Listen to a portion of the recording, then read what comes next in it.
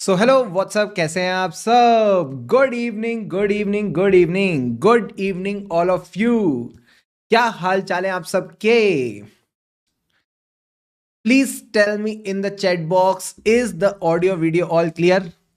क्या आप तक मेरी ऑडियो वीडियो एकदम बढ़िया तरीके से पहुंच रही है? आंचल, पायल, सुष्मिता, अंजलि, दक्ष, फटाफट बता दो मित्रों। यस सर, ऑल गुड है सर, वेरी वेरी गुड।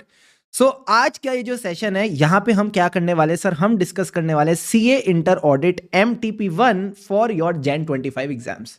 अब इस MTP1 में जितने भी नए नए क्वेश्चंस आए, सारे के सारे मैं आपके साथ इस सेशन में डिस्कस करते हुए चलूंगा। सर, इस MTP को अच्छे से डिस्कस करना जरूरी क्यों है? क्योंकि मित्रों, चाहे आप न्यू कोर्स के कोई भी एग्जाम उठा लो, चाहे May 24 वाला उठा लो या September 25 उठा लो, ICAI ने भर भर के जो भी टॉपिक्स थे RTP MTP के, उनको रिपीट किया है। May 24 में जो RTP MTP आई थी, उसके टॉपिक्स को उठा के May 24 के एग्जाम्स में रिपीट किया। उसके बाद September 24 के लिए जो RTP MTP आई थी, उसके टॉपिक्स को उठा के एग्जाम में रिपीट किया। तो मैं आपको ये बोल रहा हूं कि जैन 25 के लिए भी जो MTP RTPs हैं, प्लीज हम सब इनको हल्के में नहीं लेंगे, इनको हम अच्छे से कवर करके चलेंगे। You are getting the point और नॉट? Yes sir. तो सारे के सारे बच्चे आ जाओ, मेरे साथ केस सिनेरियो 1 कवर करते हैं। सबसे पहले हम चलते हैं केस सिनेरियो 1 के क्वेश्चन नंबर 1 पे। Let's do question number 1। आ जाओ मेरे साथ, एकदम बढ़िया मजा आ जाएगा। सबसे पहले आ जाओ क्वेश्चन नंबर 1 पे। ये देखो क्या कहता है, considering the approach of CAJ। अच्छा हाँ, अभी तक अगर वीडियो को लाइक नहीं किया तो very bad habit, very very bad manners. Video को लाइक करते हुए चलेंगे, अटेंडेंस लगाते हुए चलेंगे, ठीक है सर? ये कहते हैं considering the approach of CAJ in respect of test of detail and test of control pertaining to the sale, which of the following statement is most appropriate. आपने बताना दोनों में से कौन सा स्टेटमेंट अप्रोप्रिएट है, ठीक है सर? तो ये सारे स्टेटमेंट्स में से बताओ कौन से अप्रोप्रिएट चीज लग रही है। तो सबसे पहले CAJ के बारे में पढ़ते हैं, इसने क्या किया। तो everyone please focus with me. ये कहता है, जब हम ऑडिट कर रहे थे ANJ इंडस्ट्रीज प्राइवेट लिमिटेड का, CAJ ने डिसाइड किया that it will be appropriate to examine 100% of the items comprising the turnover of 30 crore. CAJ कहता है मैं 100% ऑफ द आइटम्स को एग्जामिन करूंगा जो भी टर्नओवर में है 30 करोड़ के, as reflected in financial statement. अब सर, जब इसने 100% ऑफ द आइटम्स चेक करने का वादा किया अपने आप से, तो ये डिसाइड ही क्यों किया है? तो इसने बोला मैं टेस्ट ऑफ डिटेल्स करूंगा for the transactions of the companies turnover. एक बात बताओ, टर्नओवर का मतलब क्या होता है सर? टर्नओवर का मतलब होता है कंपनी की सेल्स। अब ये कहता है जो कंपनी का सेल्स फंक्शन है that is automated. Oh, company का जो इंफॉर्मेशन सिस्टम है उसमें रिपीटेड नेचर ऑफ कैलकुलेशंस होती हैं। और जब ये सोच रहा है टेस्ट ऑफ कंट्रोल के बारे में, तो ये कहीं ना कहीं है in a fix. Sir, in a fix का मतलब है he is in a doubtful situation. Got it sir? अब सवाल ये उठता है, क्या मैंने आपको क्लास में एक टॉपिक पढ़ाया था, क्या हमको एग्जामिन करने होते 100% ऑफ द आइटम? क्या 100% ऑफ द आइटम को लेके अपन ने क्लास में कोई टॉपिक कवर किया है क्या? जल्दी से सारे बच्चे बताओ मुझे, have we covered any topic regarding 100% of the items? Please tell me ना। Hey yes sir. CA journey कह रहे नहीं पढ़ा है, क्योंकि सीए जर्नी पता नहीं कहां से उठ के आया है। क्या मैंने आपको ऐसे 500 के बाद ये अडेंडम वाला एक पार्ट पढ़ाया था? सर क्लास नोट्स में आओ। ये तो नलायक बच्चे हैं, पता नहीं कैसे आ गए उठ के। 1 मिनट, फटाफट आओ तुम इधर। क्लास नोट्स पे आते तो तुमको क्लास नोट्स में से दिखाते तो तुमको मजा आएगा। आओ जल्दी। हाँ, दक्ष कह रहा है पढ़ाया था, वेरी गुड। दक्ष को याद है, आओ जरा जरा तुमको दिखाते हैं कहां कवर कराया था, कैसे कवर कराया था, तो तुमको थोड़ा थोड़ा याद आएगा धीरे धीरे। मेरे साथ आओ मेरे दोस्तों, ऑडिट एविडेंस के बाद टैं टैं टैं टैं। ये रहा। मैंने ये टॉपिक पढ़ाया था, selecting the items for testing. क्या क्या ऑप्शन अवेलेबल है? सबसे पहले आता है सेलेक्ट करने all the items of the population, फिर कहता है स्पेसिफिक आइटम्स, और फिर कहता है ऑडिट सैंपलिंग। ऑडिट सैंपलिंग वही है जो अपन ऐसे 530 में पढ़ते हैं। Yes sir. उसके बाद जब मैं स्पेसिफिक आइटम्स की बात करता हूं, इस पे तो आईसीआई भर भर के सवाल पूछ चुका है। एमटीपी May 24 में भी पूछ लिया और May 24 के एग्जाम में भी पूछ लिया। अब मैंने आपको कहा था कि भाई सेलेक्टिंग ऑल द आइटम्स पे सवाल आ सकता है। अब इसमें ध्यान रखना कब एप्रोप्रिएट होगा कि हमको 100% टेस्टिंग करनी है। तो सर 3 केसेस, 2 चीजें कम है, 1 है ज्यादा। 2 चीजें कम है, 1 है ज्यादा, या तो आइटम्स कम है या आपको खर्चा कम लगेगा चेक करने में, ठीक है। एंड तीसरा केस है रिस्क ज्यादा है। अगर रिस्क ज्यादा है तो ज्यादा आइटम चेक करेंगे।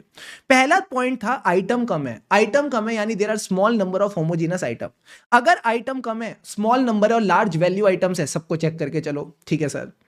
सेकेंड पॉइंट कहता है कि अगर कैलकुलेशन इंफॉर्मेशन सिस्टम करके दे रहा है, फॉर एग्जाम्पल डेप्रीसिएशन, अगर एंटिटी का इंफॉर्मेशन सिस्टम ही डेप्रीसिएशन कैलकुलेट करके दे रहा है तो मुझे पूरी डेप्रीसिएशन चेक कर लेनी चाहिए, हाँ सर। और कहीं ना कहीं ये कॉस्ट इफेक्टिव भी है, फटाफट हो जाएगी चेक, यस सर। एंड तीसरा केस कहता है अगर आपको लगता है रिस्क ज्यादा है और बाकी तरीकों से एविडेंस नहीं मिल रहा तो फिर आपको 100% टेस्टिंग कर लेनी चाहिए। क्या ये बात समझ आ रही है, नहीं आ रही है? आ रही है सर। तो ये कहता है, सबसे पहले सारे बच्चे इधर फोकस करके चलना, ये कहता है कि कहीं ना कहीं हम क्या करेंगे ना, हम 100% आइटम्स कब सेलेक्ट करेंगे, please read with me.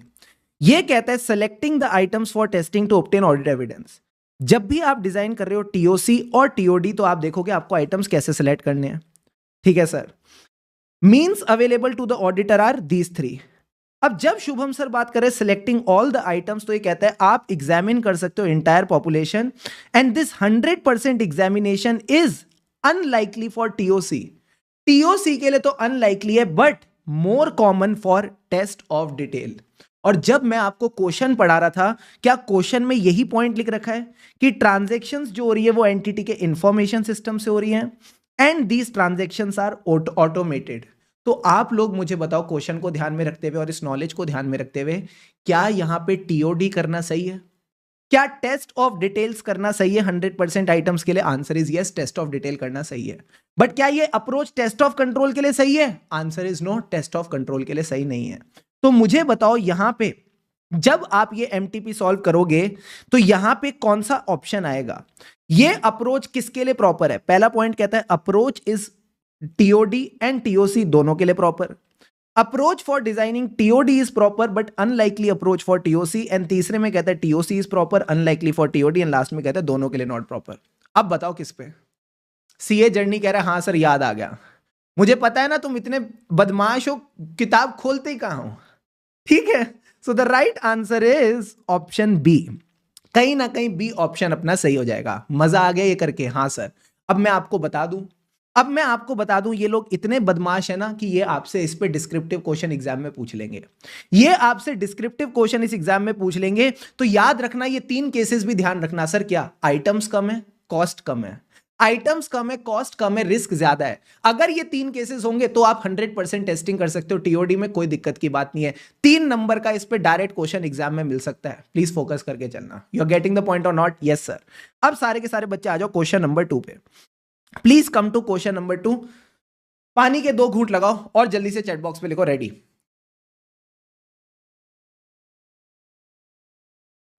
All set? All set sir. अब क्वेश्चन 2 में बात करूं, ये कहता है which assertions are verified by CAJ for the correctness of recording of sales on the basis of invoices. जहां पे इन्होंने एडजस्टमेंट देखी अकाउंट्स की and TDS adjustment for employee benefit expense. तो सर इन्होंने किया क्या? एक बार इधर फोकस करके चलना। ये कहता है जब आप कंपनी का टर्नओवर वेरीफाई कर रहे हो, सीएजे चेक करता है all the sales are correctly recorded in the books of accounts on the invoices and discounts are properly adjusted. तो जब ये सेल्स की बात कर रहा है तो सेल्स की फिगर आ गई और इसमें से डिस्काउंट वगैरह इन्होंने माइनस कर दिया और ये देख रहा है प्रॉपर फिगर आई है कि नहीं, ठीक है सर। सिमिलरली जब ये एम्प्लॉय बेनिफिट एक्सपेंसेस देख रहा है तो भी ये इंश्योर कर रहा है कि इसमें से जो टीडीएस है प्रॉपर्ली माइनस होकर सही फिगर आ रही है। मुझे ये बात बताओ सारे बच्चे इधर देखो, जब मैं एंड फिगर पे फोकस कर रहा हूं कि कैलकुलेशन होके एंड अमाउंट सही आनी चाहिए, तो ये कौन सी असर्शन है? ये कौन सी असर्शन है जिसके ऊपर मैं फोकस कर रहा हूं? पीएनएल में 4-5 असर्शन रहती हैं। ओसीएसीसी। सर ओसीएसीसी का क्या मतलब है? अकरेंस। क्या यहां अकरेंस की बात हो रही है? नहीं सर। क्या यहां कंप्लीटनेस की बात हो रही है? नहीं सर। क्या यहां एक्यूरेसी की बात हो रही है? Answer is yes.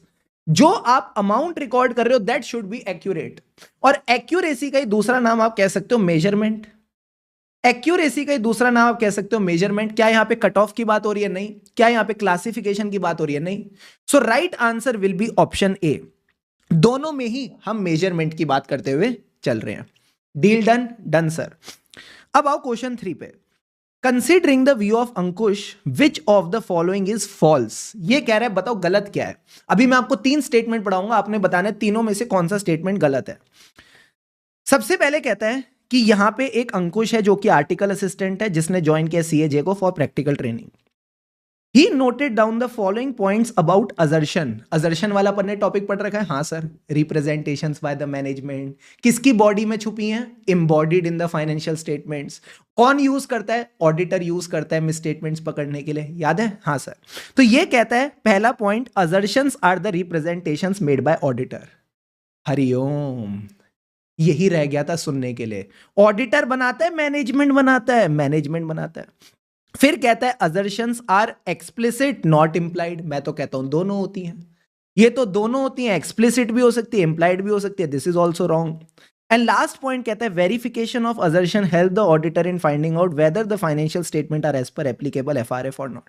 कहीं ना कहीं जब आप अजर्शंस वगैरह चेक करते हो तो एप्लीकेबल एफआरएफ वगैरह का पता चलता है। तो बेसिकली पता चलता है मिसस्टेटमेंट है या नहीं। तो ये बात तो चलो फिर भी ठीक है। तो मुझे बताओ इनमें से कौन सा स्टेटमेंट इसने पूछा गलत है।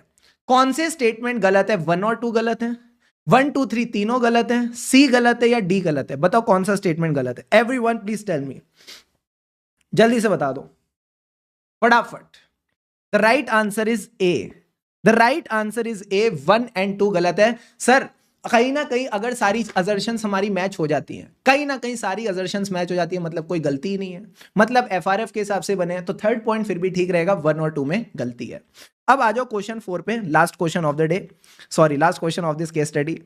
As regard the matter of holding certain inventory as consignee of goods, which of the assertions is verified by the auditor.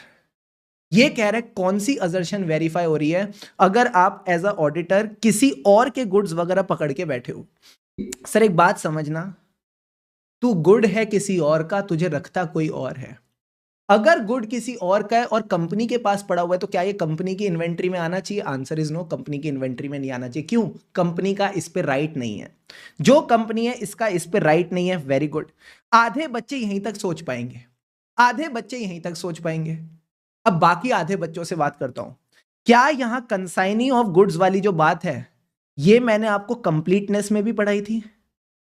क्या ये कंसाइनी ऑफ गुड्स वाली जो बात है मैंने कंप्लीटनेस में भी पढ़ाई थी? आंसर इज यस, कंप्लीटनेस में भी पढ़ाई थी।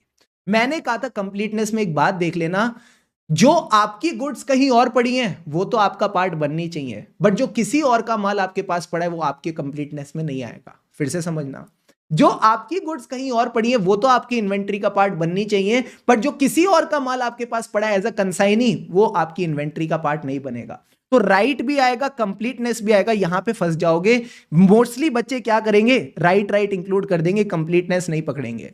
तो दोनों के दोनों पॉइंट्स आप यहां पे कवर करके चलोगे। You are getting the point और नॉट? Yes sir. इसका मैंने आपको वीडियो का लिंक जो है विद टाइम स्पेंट यहां पे दे रखा है, विद टाइम स्पेंट यहां पे दे रखा है। इस वीडियो में भी मैंने प्रॉपर्ली डिस्कस किया था कि कंप्लीटनेस कवर कर लेना। ये है प्यारी प्यारी 3 आवर्स की रिवीजन। ओह, मैं आपको एक बात बोलूं ना, अगर आपने audit of item of FS बिल्कुल नहीं कर रखा, अगर आपने audit of items of FS बिल्कुल नहीं कर रखा और आपको थोड़ी भी कॉमन सेंस है अंदर, थोड़ी सी भी कॉमन सेंस है अंदर, आपका इस 3 घंटे की रिवीजन में एक अच्छी नॉलेज आप इकट्ठी कर लोगे audit of item of FS की। You are getting the point? Yes sir. अब सारे बच्चे पानी के 2 घूंट लगाओ and get ready for case scenario 2। फिर मैं आपको केस सिनेरियो 2 पढ़ाता हूं, मजा आ जाएगा। आ जाओ मेरे साथ जल्दी से मित्रों, कम ऑन।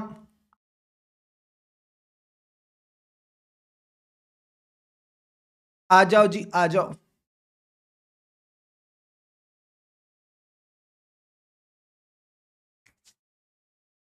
केशव कह रहा है मैंने audit of item of FS बिल्कुल नहीं करा, तो उस पर कितना टाइम देना चाहिए? दोस्त इसकी वेटेज है 20 नंबर कम से कम। अगर किसी की वेटेज 20 मार्क्स है तो उस पर अगर आप 7-8 घंटे भी दे दो तो कोई दिक्कत की बात नहीं है। अगर आप 7-8 घंटे भी दे दो तो कोई दिक्कत की बात नहीं, आपकी ऑडिट की नैया पार लग जाएगी अगर आपने ऑडिट ऑफ आइटम्स एफएस अच्छे से कर लिया। Right sir. Now let's begin with case scenario 2। आ जाओ मेरे साथ, केस सिनेरियो 2 के साथ आगे बढ़ते हैं।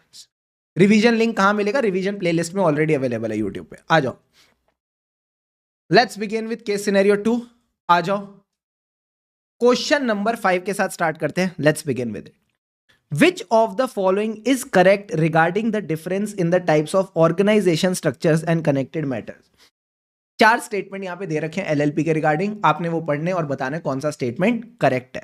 आपने सही वाला बताना है। लेट्स रीड इट टुगेदर, मजा आ जाएगा।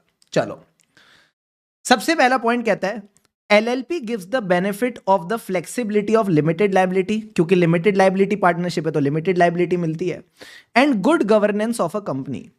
Minimum of 2 individuals are required to form an LLP, बात तो सही है, 2 लोग चाहिए, and at least 2 partners are required to take DIN. मुझे बताओ एलएलपी में डिन होता था या डी पिन होता था? सर डी पिन होता था, तो डिन वाला तो गलत हो गया। ठीक है सर, यहां सी पॉइंट में भी डिन लिखा है तो सी पॉइंट भी गलत हो गया। Very very good. अब अगला पॉइंट देखो, LLP gives the benefit of limited liability of a company and flexibility of a partnership. उसके बाद कहता है minimum 2 individuals are required to form LLP, 2 partners are required to take deep in, and regulatory authority in case of LLP is the registrar of companies. कहीं ना कहीं registrar of companies को देख के चलते हैं। सर ये सही लग रहा है। लास्ट वाला देख लेते हैं, इसमें क्या गलती थी। कहता है limited liability of a company है एंड फ्लेक्सिबिलिटी ऑफ पार्टनरशिप है। 3 इंडिविजुअल्स, नलायक। 3 इंडिविजुअल्स किस बात के? 3 इंडिविजुअल्स किस बात के? So the right answer will be option B. Easy easy sir. अब आओ क्वेश्चन 6 की बात करते हैं। Which advice should have been provided by CAS to Revant regarding the audit of financial statement of LLP? पहले मुझे बताओ LLP को ऑडिट कब कराना पड़ता है? सर LLP को ऑडिट कब कराना पड़ता है? सर 2 केसेस में, एक तो उसका जो टर्नओवर है एंड एक उसका जो कंट्रीब्यूशन है, ये कुछ पर्टिकुलर अमाउंट से ज्यादा होने चाहिए। ये कुछ पर्टिकुलर अमाउंट से ज्यादा होने चाहिए। सारे बच्चे फटाफट बताओ क्या थी वो amounts. What were the balances जिससे ये ज्यादा होने चाहिए, तभी अपन ऑडिट कराएंगे, वरना ऑडिट नहीं कराएंगे। बता दो मित्रों। 40 लाख। सारे बच्चे बताओ जल्दी से जवाब। 25 लाख, 40 लाख, 25 लाख, 40 लाख। यानी आप कह रहे हो टर्नओवर 25 लाख होना चाहिए या टर्नओवर 40 लाख होना चाहिए? सर टर्नओवर हमेशा ज्यादा होता है, टर्नओवर हमेशा ज्यादा होता है, तो टर्नओवर जो है वो 40 लाख से ऊपर होना चाहिए। एंड कहीं ना कहीं जो कंट्रीब्यूशन है वो 25 लाख के ऊपर होना चाहिए। अब सारे बच्चे एक बात बताना, ग्रेटर देन आएगा या ग्रेटर देन इक्वल टू आएगा? ये भी बता दो। ग्रेटर देन आएगा, ग्रेटर देन इक्वल टू आएगा? अगर ऑडिट कराना है तो क्या होगा? दक्ष कहता है मैंने सही बोला। हाँ दक्ष, वेरी गुड। सुष्मिता कह रही है ग्रेटर देन इक्वल टू। दक्ष कह रहा है एक्सीडिंग। खुशी कह रही है ग्रेटर देन इक्वल टू। सारे के सारे बदमाश हो गए हैं इधर उधर। सारे के सारे बदमाश हो गए हैं इधर उधर। कोई कह रहा है ग्रेटर देन, कोई कह रहा है ग्रेटर देन इक्वल टू। हाँ ये कर लो। सारे के सारे प्यारे प्यारे बच्चे हमारे टा टा टा टा।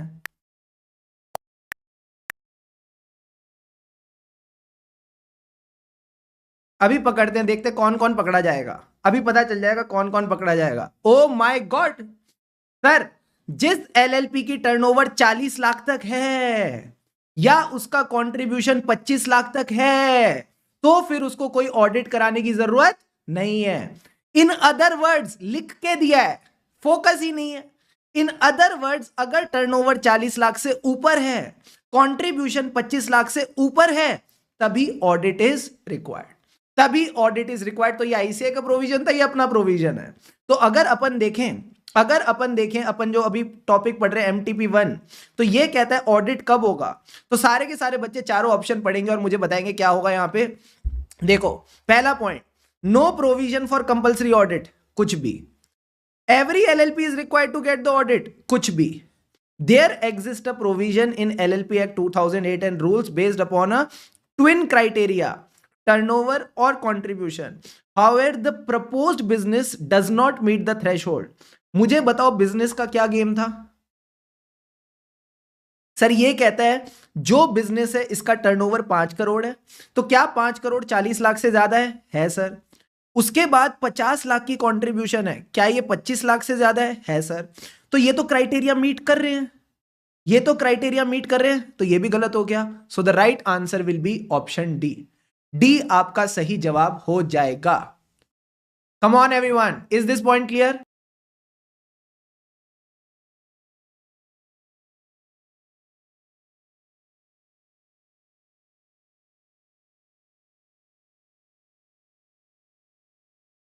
Easy, easy sir. अब आओ क्वेश्चन नंबर 7 की ओर चलते हैं। Which of the following is correct regarding Manohar's point of view. अब ये 4 बातें लिखी है, देखते हैं क्वेश्चन पढ़ने की जरूरत पड़ेगी या नहीं। पहला point, audit trails are useful only for the auditor. क्या ये सिर्फ ऑडिटर के लिए यूजफुल होती है, बिजनेस के लिए भी यूजफुल होती है? सर सबके लिए यूजफुल होती है। बिजनेस को भी पता चलता है कैसे ट्रांजैक्शन हो रही है, ऑडिटर को भी पता चलता है, तो ये तो गलत हो गया। Audit trails are useful for business as well as auditor, business as well as auditor, business as well as auditor। तो तीनों पॉइंट सेम लाइन पे चल रहे हैं। फिर ये कहता है maintenance of accounts in the software having audit trail is not compulsory for LLP. क्या एलएलपी में मैंने बोला था ऑडिट ट्रेल कुछ मेंटेन करनी? नहीं सर, तो बात तो सही लग रही है, कंपलसरी नहीं है। फिर कहता है कंपलसरी फॉर एलएलपी, गलत। एंड कहता है compulsory for LLP having certain threshold. इनको तो लगता है हम बिना ही पढ़े आए हैं। सो the right answer will B 7 का बी। यहां आईसीआई पता है गुमराह करने की कोशिश करेगा, तुमको परेशान करने की कोशिश करना, पिघलना मत, बिल्कुल भी पिघलना मत, मैं पहले ही बता रहा हूं, ठीक है? ठीक है सर। इसके बाद आ जाओ क्वेश्चन नंबर 8 पे। वंश, मैंने डिफरेंट टाइप्स ऑफ एंटिटी की 5-5, 4-4 मिनट की प्यारी प्यारी रिवीजन यूट्यूब पे डाल रखी है। अगर तुम कभी भी खाली बैठे होते हो ना, चाय पी रहे होते हो, समोसा खा रहे होते हो, उससे बात कर रहे होते हो, रिवीजन चला लिया करो और उसका फोन काट दिया करो, ठीक है? चुपचाप रिवीजन पे फोकस करो, वही काम आएगी। अब आगे आ जाओ। क्रिश कह रहे हैं हाँ आईसीआई लुभाती है बट जाने का नहीं, अपने को गुमराह नहीं होना। अब देखो, विच of the following is correct regarding the Piyush plan. ये कह रहा है पीयूष के प्लान के बारे में क्या करेक्ट है, तो पहले हमको ना पीयूष का प्लान समझना पड़ेगा। तो पीयूष का जो प्लान है वो समझते हैं, सारे बच्चे इधर फोकस करो।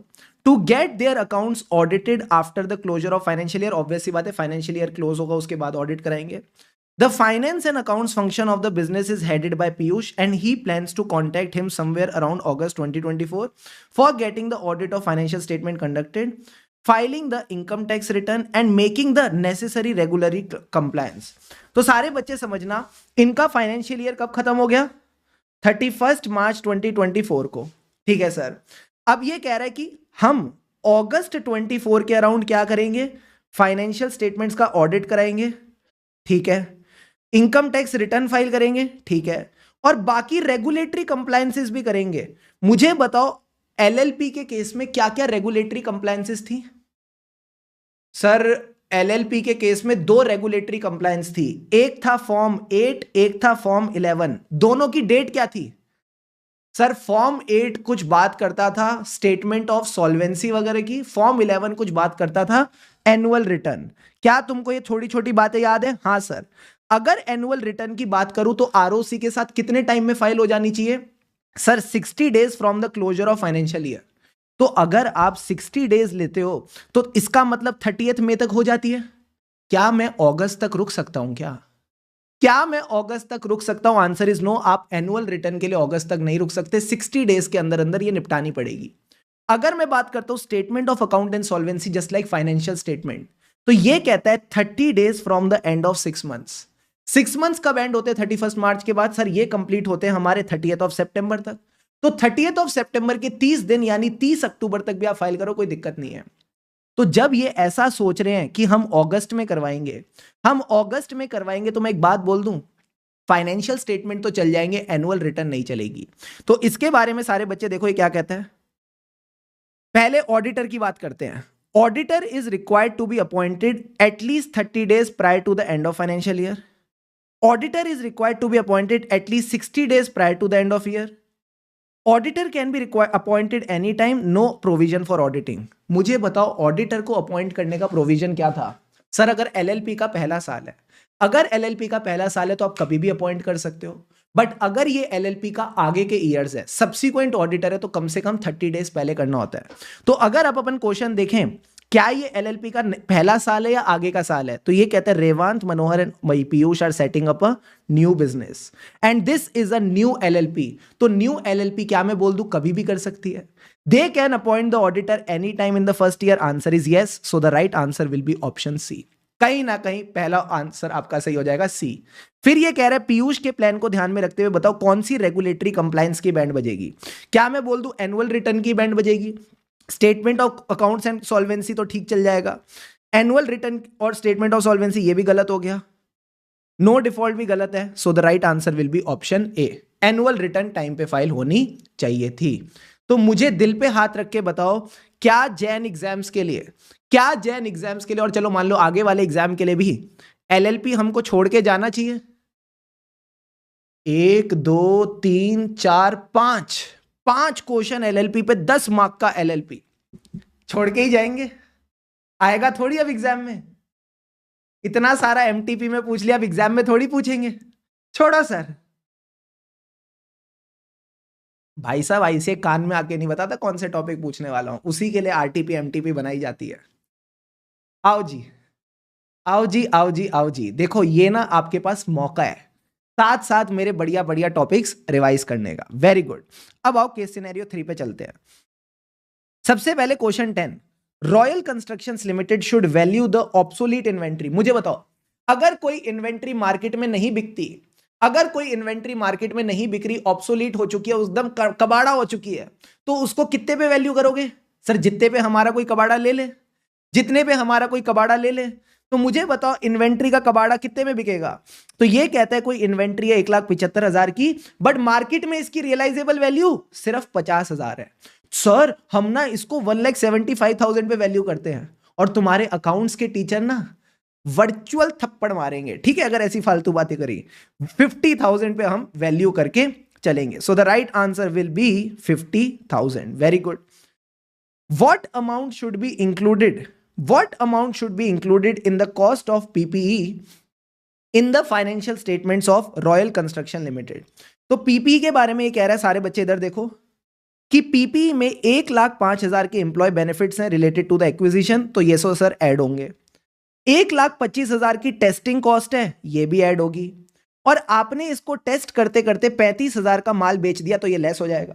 जल्दी से मुझे एडलेस करके बताओ क्या अमाउंट आएगी? 1,05,000 प्लस 1,25,000 हो गया 2,30,000।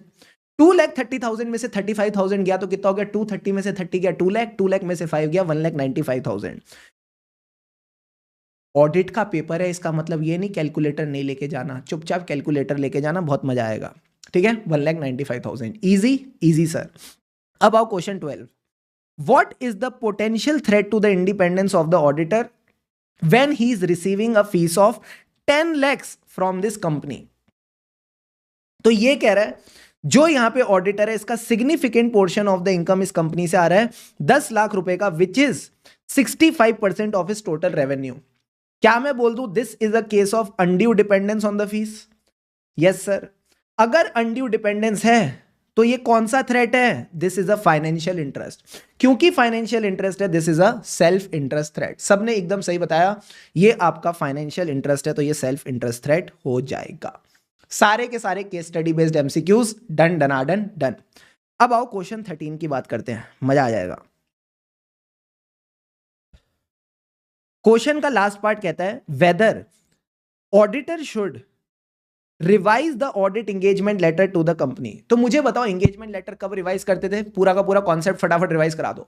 सर एंगेजमेंट लेटर तब रिवाइज करते थे जब हमारे मैनेजमेंट के साथ मिसअंडरस्टैंडिंग हो जाती थी regarding the objective and scope, या फिर ऑब्जेक्टिव एंड स्कोप के अलावा जो भी कंटेंट ऑफ एंगेजमेंट लेटर है वो रिवाइज हो चुके हैं। Very good. फिर 3 पॉइंट शुभम सर बताते थे, धंधा बदल गया, धंधा चलाने वाले बदल गए, धंधे के ओनर बदल गए। तो if there is a significant change in the nature and size of the business, धंधा चलाने वाली यानी सीनियर मैनेजमेंट बदल गई, ओनर बदल गए यानी सीनियर जो आपके सिग्निफिकेंट चेंज है ओनरशिप में वो हुआ है, या फिर एफआरएफ बदल गया, लॉज रेगुलेशन बदल गए, या रिपोर्टिंग रिक्वायरमेंट बदल गई। Right right sir. तो मुझे बताओ इस क्वेश्चन में क्या ऐसा कुछ हुआ है? तो ये कहता है जो ऑडिटर है वो ऑडिट कर रहा था books of the company, and company ने एक्सपीरियंस किया है significant increase in the visitor. Company के विजिटर्स बढ़ गए हैं due to the marketing campaign, और इसकी वजह से ये नई सर्विसेज भी दे रही है। क्या मैं बोल दूं धंधा बदल गया? Significant change in the nature and size of business, yes sir. तो क्या नया एंगेजमेंट लेटर देना पड़ेगा? हाँ। कहता है हर पीरियड में देंगे? कुछ भी। ये अगला पॉइंट बढ़िया वाला लग रहा है। ये कहता है new engagement letter due to the significant change in the nature and size of business. Easy easy, yes sir. अब आओ क्वेश्चन 14 पे। ये कहता है, ये ऐसा क्वेश्चन हमने ऑलरेडी क्लास में भी इंस्टीट्यूट की केस स्टडी में कर रखा है। ये कहता है कि एक ऑडिटर है जिसमें एक सोल प्रोप्राइटर है अगम्या, ठीक है सर। इसको ऑडिटर बना रहे हैं और ये देख रही है integrity of the promoter, integrity of the promoter and KMP, plus अपने स्टाफ की कॉम्पिटेंस वगैरह देख रही है, एंड फिर ऑडिट एक्सेप्ट कर रही है। सर इनको क्या बोलते हैं? इनको क्या बोलते हैं? ये जो हम ऐसे 220 वाली हरकतें करते हैं, ऐसे 210 वाली हरकतें करते हैं, what is that called? These are called पिया पिया पिया, ओ पिया पिया, प्रिलिमिनरी एंगेजमेंट एक्टिविटी कहते हैं इनको। यस और no? Yes sir. So the right answer will be B. अब आओ क्वेश्चन 15 पे। A practicing CA has been engaged by the company to perform certain procedures relating to trade payable. Such agreed upon procedures, इसमें company ने आपको ये भी बता दिया कौन कौन से प्रोसीजर करने हैं। तो मुझे बताओ agreed upon procedure assurance engagement है क्या? नहीं सर, ये होती थी रिलेटेड सर्विस। और रिलेटेड सर्विस पे कौन कौन से स्टैंडर्ड लगेंगे? कह रहे कौन सा स्टेटमेंट करेक्ट है? तो कहता है हम इस पे एसआरएस भी लगाएंगे, ऑडिटिंग भी लगाएंगे। तो ऑडिटिंग नहीं है तो ऑडिटिंग क्यों लगाओगे, बुद्धू हो। फिर कहता है एसआरएस लगाएंगे, एसक्यूसी1 लगाएंगे, एसक्यूसी1 तो सब पे लगता है, ये सही हो गया। फिर कहता है ऑडिटिंग लगाएंगे, जब ऑडिट है ही नहीं तो ऑडिट क्यों लगाओगे। और लास्ट में कहता है अश्योरेंस एंगेजमेंट, अश्योरेंस भी नहीं है। So the right answer will be option B. B आपका सही जवाब हो जाएगा। यहां आपके सारे के सारे case study based MCQs done डनाडन डन। जल्दी से बता दो मित्रों कैसा लगा ये वाला सेशन, फटाफट बताओ। Easy PG?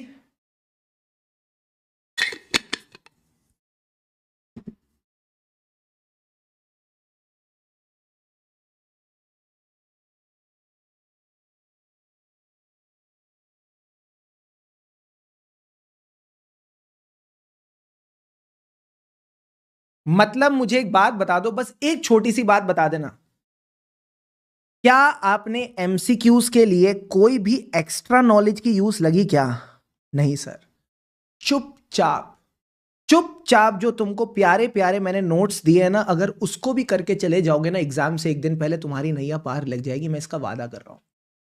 इधर उधर भागने की कोई जरूरत नहीं है, कुछ करने की जरूरत नहीं है। Just you have to rely on these notes. बस आपने नोट्स को एक बार फटाफट गो थ्रू करके चलना एग्जाम से एक दिन पहले। जहां जहां मेमोरी टेक्निक बताइए, जहां जहां इंटरलिंकिंग बताइए, उसको फटाफट एक बार गो थ्रू करना है, और कुछ करने की जरूरत नहीं है। आपके एमसीक्यूज में नैया पार लग जाएगी, everything will be very well. बात समझ आ रही है? आ रही है सर। अब आ जाओ डिस्क्रिप्टिव के पास चलते हैं। अब आ जाओ डिस्क्रिप्टिव के पास चलते हैं, और डिस्क्रिप्टिव वाले भी ना एकदम प्यारे प्यारे क्वेश्चन है, मजा आ जाएगा। हाँ, यही यही स्माइल रखनी है अपने चेहरे पे, यही स्माइल रखनी है अपने चेहरे पे, मजा आ जाएगा। चलो चलो सर। देखा, आदित्य कह रहे मैं एलएलपी नहीं करके आया तो हार्ड लगा। आदित्य काम चोरी करी ना, काम चोरी करोगे जिंदगी में तो झटके लगेंगे, it is a very given thing. तो काम चोरी अपने को नहीं करनी। चलो सर, ऑसम। अब आ जाओ डिस्क्रिप्टिव क्वेश्चंस की बात करते हैं, मजा आएगा। सबसे पहला क्वेश्चन नंबर 1 की बात करते हैं, राजो limited. Everyone read the question with me, बहुत प्यार से हो जाएगा, ठीक है। राजो limited is engaged in the external practitioner. ये कह रहे हैं राजो लिमिटेड एक कंपनी है जिसने एंगेज किया एक एक्सटर्नल प्रैक्टिशनर सीए राजुल को। क्यों? To provide assurance on the prospective financial information for the upcoming year. Company कहती है हमारा रेवेन्यू 15% बढ़ेगा, हमारी एस्टिमेटेड सेल 75 करोड़ होंगी, ठीक है सर।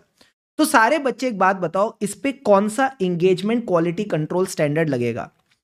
क्या ये जो आपकी गेम है यहां पे, क्या यहां पे स्टैंडर्ड ऑन ऑडिटिंग लगेगा? नहीं सर, हम ऑडिट तो हिस्टोरिकल फाइनेंशियल इंफॉर्मेशन का करते हैं। जो ऑडिट होता है वो हिस्टोरिकल फाइनेंशियल इंफॉर्मेशन का होता है, ऑडिट नहीं होगा। क्या यहां पे एसआरई लगेगा? सर रिव्यू भी हिस्टोरिकल फाइनेंशियल इंफॉर्मेशन का होता है, रिव्यू भी नहीं लगेगा। क्या यहां पे एसएई लगेगा? आंसर इज यस, एसएई लगेगा। तो सबसे पहला पार्ट तो यही कहता है कि आपने यहां पे क्या लगाना है, स्टैंडर्ड ऑन अश्योरेंस एंगेजमेंट लगाना है, ठीक है सर। फिर अगला सवाल बोलता है कि कौन सा लेवल ऑफ अश्योरेंस अपन यहां दे सकते हैं। What is the level of assurance? तो अगर आप अपने नोट्स में जाते हो इस टॉपिक में, तो लास्ट लाइन में लिखा हुआ है that we can give a moderate level of assurance. हम कहीं ना कहीं मॉडरेट लेवल ऑफ अश्योरेंस दे सकते हैं। तो 2 पॉइंट्स तो बड़ी जल्दी हो गए, 2 पॉइंट्स तो बड़ी जल्दी हो गए। और लास्ट में इन्होंने पूछा क्या, ऑल्सो एक्सप्लेन कि how the prospective financial information is different from historical financial information. तो आप मुझे बता दो प्रोस्पेक्टिव और हिस्टोरिकल में फर्क क्या है। सर इवेंट्स का फर्क है, कहीं ना कहीं इवेंट्स का फर्क है। अगर मैं प्रोस्पेक्टिव फाइनेंशियल इंफॉर्मेशन बोलता हूं तो क्या ये पास्ट को रिलेट करती है या फ्यूचर को? सर ये फ्यूचर की बात करती है। This is related to the future events. अगर Shubham sir historical financial information बोलते तो अपन जब डेफिनेशन भी पढ़ते तो that is related to the past events. ये कहीं ना कहीं पास्ट इवेंट्स की बात करती है। तो आपने कुछ नहीं करना इस केस में, सबसे पहले ये बताना है। फिर आ जाओ डिफरेंस की बात करते तो ये कहता है जो फॉर्मर है, फॉर्मर मतलब एचएफआई की बात कर रहा है। ये है एक information expressed in financial term, जो आपको एचएफआई की डेफिनेशन पढ़ा रखी है ना, उसी की बात कर रहा है। फाइनेंशियल टर्म्स की इंफॉर्मेशन है अबाउट इकोनॉमिक ईसीसी। सारे बच्चे बोलो मेरे साथ, about the economic ECC. ECC का क्या मतलब है? Events, conditions and circumstances of the past period. But जब मैं लेटर की बात करता हूं, लेटर यानी पीएफआई, वो है financial information based on the assumption. जब भी मुझे प्रेजेंट से फ्यूचर में जाना है तो मैं किसके बेसिस पे जाता हूं? अजम्पशन, कि ऐसा कुछ होगा तो एंटिटी ऐसा कुछ करेगी, ऐसा इवेंट होगा तो एंटिटी ये एक्शन लेगी, यानी future events and possible action by the entity. तो HFI is related to the past event and PFI is related to the future event. तो कुछ नहीं करना, पहले दोनों को डिफाइन कर दो, डेफिनेशन अपने को आती है। एचएफआई की डेफिनेशन बताओ क्या थी? Sir this is a financial information. Historical का क्या मतलब है? It is about economic ECC. Economic ECC का क्या मतलब है? Events, condition, circumstance. एक बार और बोलो, इवेंट्स, कंडीशंस एंड सर्कमस्टेंस जो रिलेट करते हैं पास्ट पीरियड से। जब मैं पीएफआई की बात करता हूं तो ये है अजम्पशन। अजम्पशन किसको लेके? कुछ होगा, एंटिटी कुछ करेगी। क्या होगा, क्या करेगी? इवेंट होगा, एक्शन लेगी। इवेंट क्या हो सकता है? हमारे ऑर्डर आएंगे। एक्शन क्या लेगी? हम उन ऑर्डर को फुलफिल करके सेल्स बढ़ाएंगे। So there can be future event and possible action. अब इन्हीं दोनों चीजों को अपन ने शॉर्ट में लिख दिया कि जो एचएफआई है, हिस्टोरिकल फाइनेंशियल इंफॉर्मेशन, ये पास्ट इवेंट को रिलेट करती है, और जो पीएफआई है वो फ्यूचर इवेंट को रिलेट करती है। क्या आंसर पूरा हो गया? Yes sir. अब एक बात बताओ, आंसर तो इतना ही होना चाहिए था। अगर मैं बात करूं ना, आंसर तो इतना ही होना चाहिए था। ये जो इन्होंने पार्ट लिख रखा है, ये वाला, क्या ये अपन ने पढ़ रखा है क्या? कि हमको एज अ ऑडिटर सबसे पहले सर एविडेंस चाहिए। एविडेंस किसको लेके? कि जो अजम्पशंस हैं वो ठीक हैं, जो अजम्पशंस है ठीक है, और अगर अजम्पशंस ठीक हैं तो बना दो और बता दो। हाँ सर, ऐसा कुछ लग तो रहा है, आपने साथ साथ पढ़ाया था कि अगर एविडेंस ठीक है तो अजम्पशंस चेक कर लो, अजम्पशंस ठीक है तो बना दो और बता दो। सर अजम्पशंस ठीक है, अपन किस तरह से लिखते थे? That the assumptions are not unreasonable. हमको चेक करना है that the assumptions are not unreasonable, और अगर अजम्पशंस ठीक है तो फिर आप पीएफआई बना दो। पीएफआई बना दो यानी PFI is properly prepared on the basis of assumption. और जब आपने बना लिया है तो बता भी तो दो। All the material assumption should be disclosed. इसके बारे में आपको यूजर को बताना चाहिए। तो जब भी आपके पास पीएफआई का क्वेश्चन आएगा ना, आपने 3 बातें जरूर लिखनी है। If there is a question on PFI in the exam, आपने ये 3 बातें जरूर लिखनी है। इसके बिना काम नहीं चलेगा। अजम्पशन ठीक है तो बना दो और बता दो, properly presented and properly disclosed. You are getting the point? Yes sir. यहां आपका क्वेश्चन नंबर 1 इज डन, डनाडन, डन। अब सारे के सारे बच्चे आ जाओ क्वेश्चन नंबर 2 पे। पानी के 2 घूंट लगाओ और चैट बॉक्स में लिखो ready. Come on.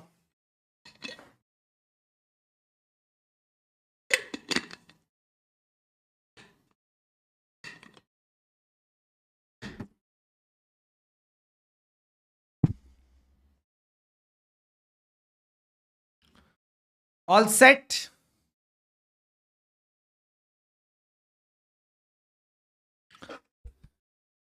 Yes sir. अब देखो क्या कहता है, मेन क्वेश्चन पढ़ते हैं। What are the key areas that should be included in the engagement letter? ये तो सबसे आसान पॉइंट है। ऑब्जेक्टिव एंड स्कोप दोनों की responsibility, responsibility of the auditor, responsibility of the management. Management की रिस्पॉन्सिबिलिटी से क्या कनेक्ट करते हैं कि फाइनेंशियल स्टेटमेंट बनाने के लिए जो एप्लीकेबल एफआरएफ है ये ढूंढ के लाएगा। ऑडिटर की रिस्पॉन्सिबिलिटी से क्या कनेक्ट करते हैं कि जो ऑडिट रिपोर्ट का फॉर्म एंड कंटेंट होगा एक्चुअल या एक्सपेक्टेड? एक्सपेक्टेड। जो ऑडिट रिपोर्ट का फॉर्म एंड कंटेंट होगा एक्सपेक्टेड, वो ये फॉर्मेट और कंटेंट बताएगा, प्लस ये सेफ खेलेगा। ये कहीं ना कहीं सेफ खेलेगा, ये बोल के there may be circumstances that the report may differ from the expected form and content. क्या ये 5 बातें लिखना कोई बड़ी बात है? नहीं सर, मस्त बात है इसके अगले वाली, मस्त बात है इसके अगले वाली। इस पे क्वेश्चन आ सकता है एग्जाम में। ये कहता है कौन से ऐसे सर्कमस्टेंसेस हैं जब आपको टर्म्स ऑफ एंगेजमेंट रिकॉर्ड करने की जरूरत ही नहीं है। जब आपको टर्म्स ऑफ एंगेजमेंट रिकॉर्ड करने की जरूरत ही नहीं है, कब करना है? मैंने कहा जब ये बात लॉ में ऑलरेडी लिखी है। अगर ये बात लॉ में ऑलरेडी लिखी है तो मुझे वापस एंगेजमेंट लेटर बनाने की जरूरत ही नहीं है। मुझे वापस एंगेजमेंट लेटर बनाने की जरूरत ही नहीं है। मैं क्या करूंगा? मैं सीधा सीधा बस बोलूंगा सर क्या, if the law regulation prescribes in sufficient detail you need not record them. बस 2 बातें रिकॉर्ड करनी है सर, क्या कि एक तो मार्केट में ऐसा लॉ अवेलेबल है, दूसरी चीज बस इतना रिकॉर्ड कर लेना, वो मानती है, वो समझती है, वो मानती है, वो समझती है, यानी management acknowledges and understand it's responsibility. और कुछ करने की जरूरत नहीं है। तो ये एक ऐसा पार्ट है जो आपके नोट्स में तो ऑलरेडी है, बट आज तक आईसीआई ने क्वेश्चन में अलग से नहीं पूछा था। अब मैनेजमेंट ने अब आईसीआई ने इसको क्वेश्चन में अलग से पूछ लिया। Deal done? Deal done sir. अब आ जाओ क्वेश्चन नंबर 3 पे। क्वेश्चन नंबर 3 की अगर अपन बात करें, साथ में रीड करके चलते हैं, मजा आ जाएगा। लोटस लिमिटेड, ये एक आज की डेट में बहुत ज्यादा ग्रोथ वाली कंपनी है। इसने अपॉइंट किया रिद्धि को एज अ ऑडिटर। जो एंगेजमेंट टीम है रिद्धि की, इसने कुछ की एरियाज आइडेंटिफाई करे हैं, जैसे कि revenue recognition, inventory valuation, related party transaction. इसको लग रहा है यहां पे गड़बड़ हो सकती है। Based on the professional judgement CA Ravi, the engagement partner directed the team to focus on these critical areas.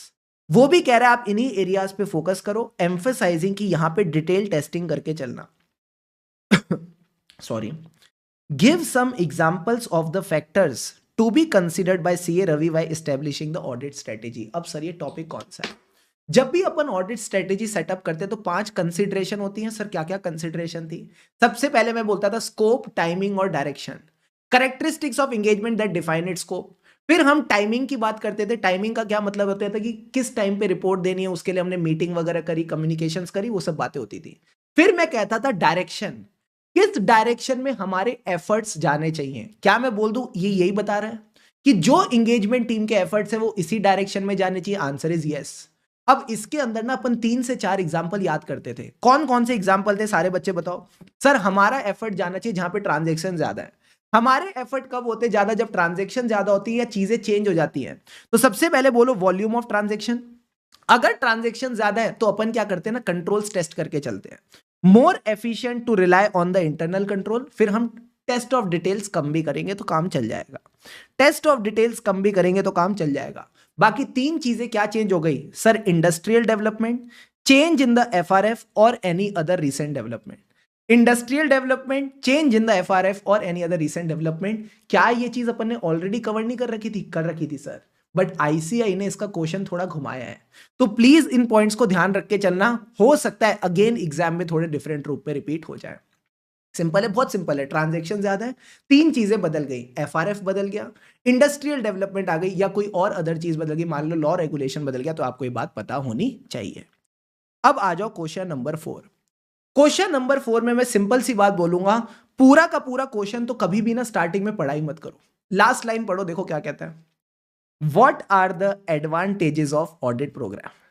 What are the advantages of audit program? Again, a concept already there in the notes, but क्या question bank में इसका कोई question था? Answer is no. आज तक कभी भी ICI ने इस पे क्वेश्चन नहीं पूछा था। मैं बता दूं ना, एग्जाम में आ सकता है। एग्जाम में सीधा सीधा एडवांटेज या डिसएडवांटेज पे क्वेश्चन आपको एग्जाम में मिल सकता है। तो प्लीज फोकस करके चलना इस पे। सर एडवांटेज क्या है? मैंने कहा एडवांटेज बड़ी सिंपल है। जब आपको पता है कि आपको काम क्या बांटना है, आप इसके हिसाब से असिस्टेंट ला सकते हो। आप कहीं ना कहीं असिस्टेंट ला सकते हो। You have to select the assistant. Selection of the assistant becomes easier.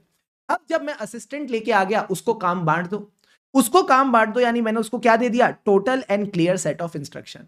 जब आपने टोटल इंस्ट्रक्शन दे दिए तो उसको टोटल पर्सपेक्टिव ऑफ वर्क मिल गया। 3 पॉइंट्स तो हो भी गए। 4 नंबर के क्वेश्चन में 3 पॉइंट्स तो हो भी गए। हाँ सर, तो असिस्टेंट लेके आए, टोटल इंस्ट्रक्शन दे दिए, टोटल पर्सपेक्टिव ऑफ वर्क मिल गया। जब टोटल पर्सपेक्टिव ऑफ वर्क मिल गया तो क्या वो बेचारा कुछ छोड़ेगा? मैंने कहा कुछ नहीं छोड़ेगा। वो अपने मेंटल प्लान के हिसाब से काम नहीं करेगा। जो डेंजर होता है सर, कौन सा danger? Of overlooking the things, वो अब लेस हो जाएगा। तो अगली पॉइंट ये कहता है कि अगर आप प्लान नहीं देते तो वो मेंटल प्लान से काम करता। मेंटल प्लान में दिक्कत है रिस्क ऑफ इग्नोरिंग और ओवरलुकिंग द बुक्स और रिकॉर्ड्स। अब ये जो रिस्क है of overlooking, that is significantly less. तो अभी बस मैं आपको 4 पॉइंट्स रिवाइज करा रहा हूं, 4 पॉइंट्स मोर देन इनफ है। बाकी अगर आप रीड भी करके चलोगे तो काम बन जाएगा। Deal done? Deal done sir. अब आ जाओ सारे बच्चे क्वेश्चन नंबर 5 पे। कम टू क्वेश्चन नंबर 5, मजा आ जाएगा।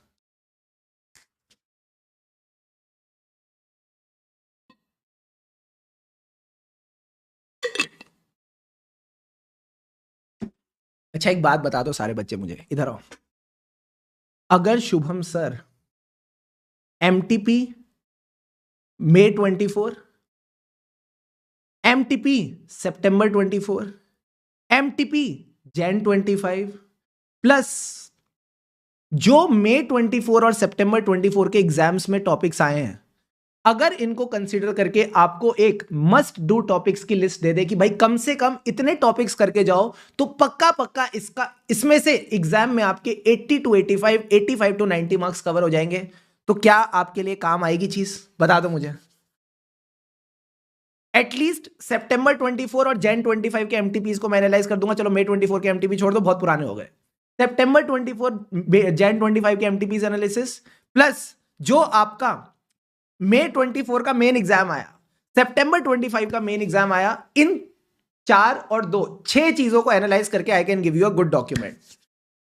तो फिर पक्का पक्का हो जाएगा कि मिनिमम इतने का तो आ ही जाएगा। Deal done? उन टॉपिक्स में फिर काम चोरी नहीं करनी, उनको आप नोट से अच्छे से कवर करके चलोगे। ये मुझे वादा चाहिए बस।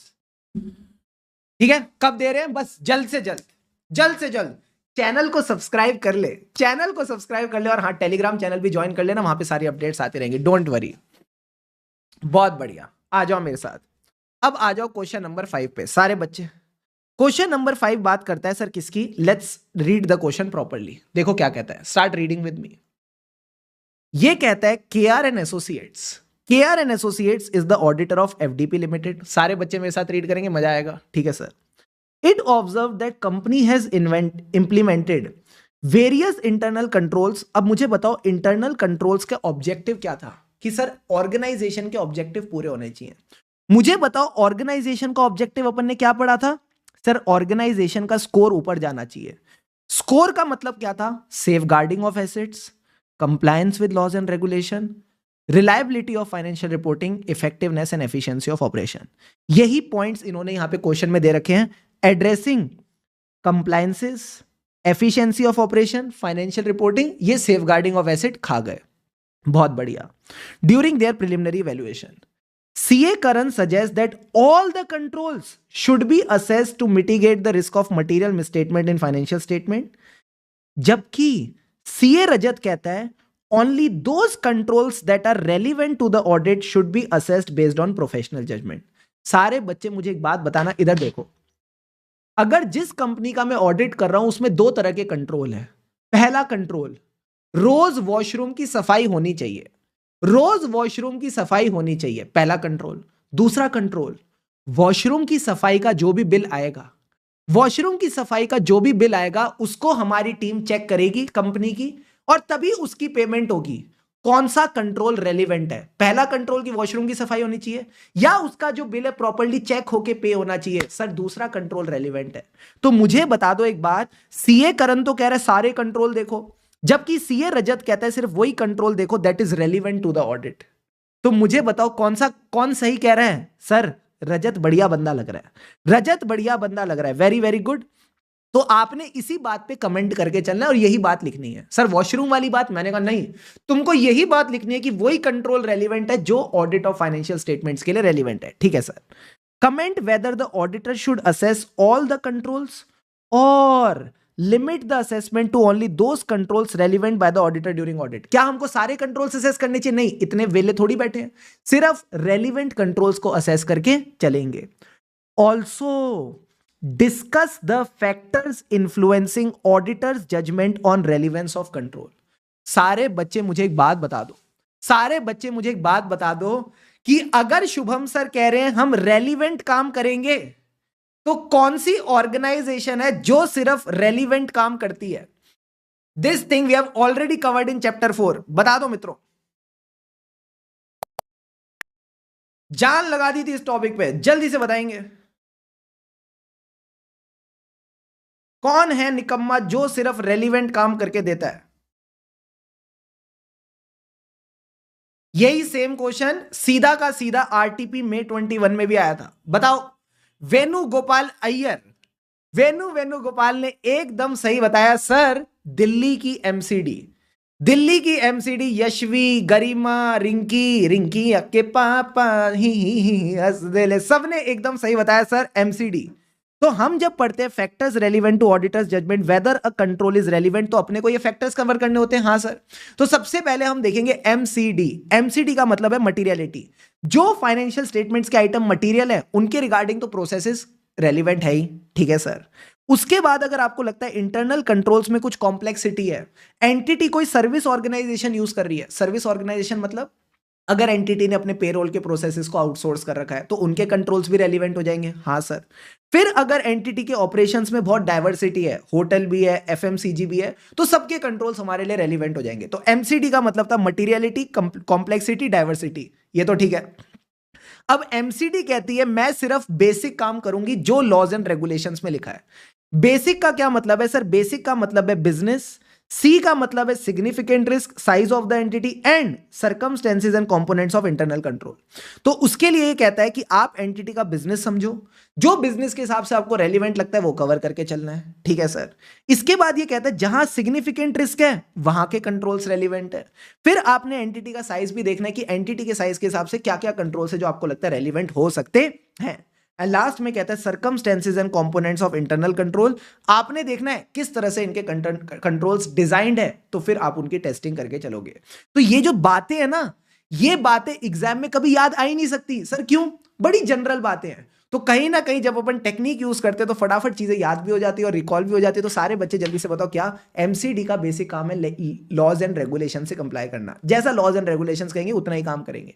तो एमसीडी के सारे पॉइंट्स फटाफट रिकॉल करा दो। Materiality, complexity of the internal control including the use of service organisation. D का मतलब था कहीं ना कहीं अपन डाइवर्सिटी वगैरह देखेंगे कि क्या डाइवर्सिटी है ऑपरेशंस में। फिर आखिरी में सर आ जाते हैं हमारा बेसिक। बेसिक का क्या मतलब है? Business, size of the entity, significance of the risk, और उसके बाद था circumstances and components of internal control, और लास्ट में आ जाता है जैसा लॉज एंड रेगुलेशंस कहेंगे वैसा करेंगे। कोई भी आप 5 से 6 पॉइंट इसमें कवर करके चल सकते हो। Got it sir. वरुण कह रहा है सर ये सारे कीवर्ड्स कहां मिलते हैं? आओ कभी क्लास में, आओ कभी क्लास में, तुमको एकदम लर्न विद फन वाले तरीके से ऑडिट पढ़ाएंगे। क्योंकि बाबू ऑडिट पास करने के लिए सिर्फ कॉन्सेप्ट्स काफी नहीं है, लर्निंग भी उतना ही इंपॉर्टेंट है। तभी दोनों का मेल बनता है और अपन सीए फाइनल में छलांग लगाते हैं।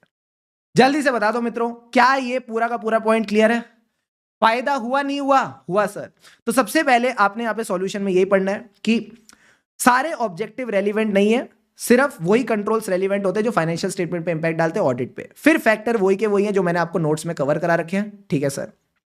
फिर आपने फैक्ट्स ऑफ द केस लिखना है, कुछ नहीं, और बोलना है वही कंट्रोल रेलिवेंट है जिससे risk of material misstatement mitigate होती है। Deal done. Come on everyone, आओ आओ ना बे, आओ आओ। चलो अब सारे बच्चे पानी के 2 घूंट लगाओ और क्वेश्चन 6 के लिए लिखो फटाफट रेडी। ये वाला भी प्यारा प्यारा क्वेश्चन है और एकदम मजेदार तरीके से आईसीआई ने पूछा है, मजा आ जाएगा।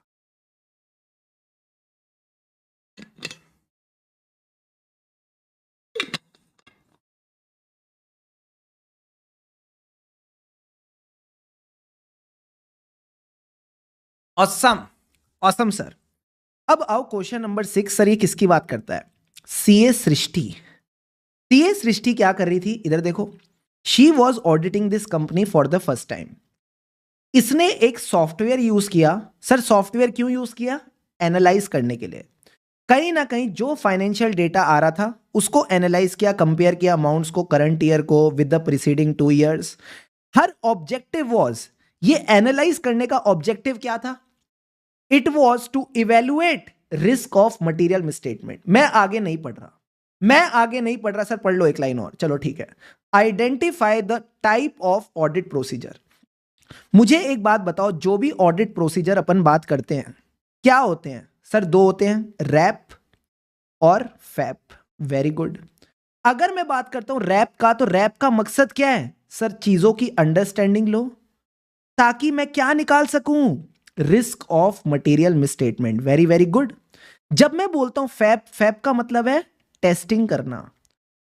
फैप में भी आपके दो तरह के प्रोसीजर होते हैं। सबसे पहले टेस्ट ऑफ कंट्रोल्स, उसके बेसिस पे आप करते हो सब्सटेंटिव ऑडिट प्रोसीजर। यस और no? Yes sir. Substantive procedure मतलब अमाउंट चेक होगी, कंट्रोल्स का मतलब है प्रोसेस चेक होगा। बात समझ आ रही है? आ रही है सर। अब सर इसके बाद अगर मैं सब्सटेंटिव प्रोसीजर भी करता हूं तो इसमें भी दो बच्चे होते हैं सर। कौन? एक होता है टेस्ट ऑफ डिटेल्स, जिसमें आप डॉक्यूमेंट्स चेक करते हो। एक होता है इसमें भी एनालिटिकल प्रोसीजर, जिसमें अगेन आप अमाउंट्स को चेक करने के लिए एनालिटिकल प्रोसीजर यूज करते हो। सर एक बात बताओ, एनालिटिकल प्रोसीजर यहां पे भी है, और जब हम रिस्क असेसमेंट प्रोसीजर पढ़ते हैं तो वहां पे भी होता है। यहां पे आपको ना पर्पस देखना पड़ेगा प्रोसीजर का। क्या मेरा प्रोसीजर करने का ये पर्पस है कि मुझे एविडेंस चाहिए या मुझे रिस्क असेस करनी है? सर रिस्क असेस करनी है। कहीं ना कहीं मेरा ऑब्जेक्टिव है to evaluate the risk of material misstatement. Yes और नो? Yes sir. तो इनमें से कौन सा पॉइंट होगा, जल्दी से बता दो। क्या आएगा इस केस में? कौन सा ऑडिट प्रोसीजर है? क्या ये रिस्क असेसमेंट प्रोसीजर है या सब्सटेंटिव एनालिटिकल प्रोसीजर है? एनालिटिकल प्रोसीजर तो है, कौन सा वाला? रैप वाला या सब्सटेंटिव एनालिटिकल वाला?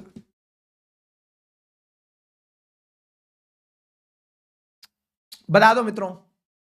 सर यहां पे आईसीआई ने सीधा सीधा बड़ा बड़ा लिखा है कि हमारा काम है रिस्क ऑफ मटेरियल मिसस्टेटमेंट को इवेल्युएट करने का। तो this is your analytical procedure as risk assessment procedure. You got the point और नॉट? Yes sir. उसके बाद इन्होंने कहा कि डिस्कस करो the relevance and explain whether the auditor opinion can solely rely on such procedure. क्या हम सिर्फ रिस्क असेसमेंट प्रोसीजर के भरोसे ऑडिट कर सकते हैं? तो पहले मुझे बताओ, एनालिटिकल प्रोसीजर की रेलिवेंस आपको आती है क्या? सर इसमें क्या था एनालिटिकल प्रोसीजर में? फ्लो में चलते हैं। सबसे पहले कहता है एनालिटिकल प्रोसीजर से हो सकता है आपको ऐसा कुछ पता चल जाए जो पहले नहीं पता था।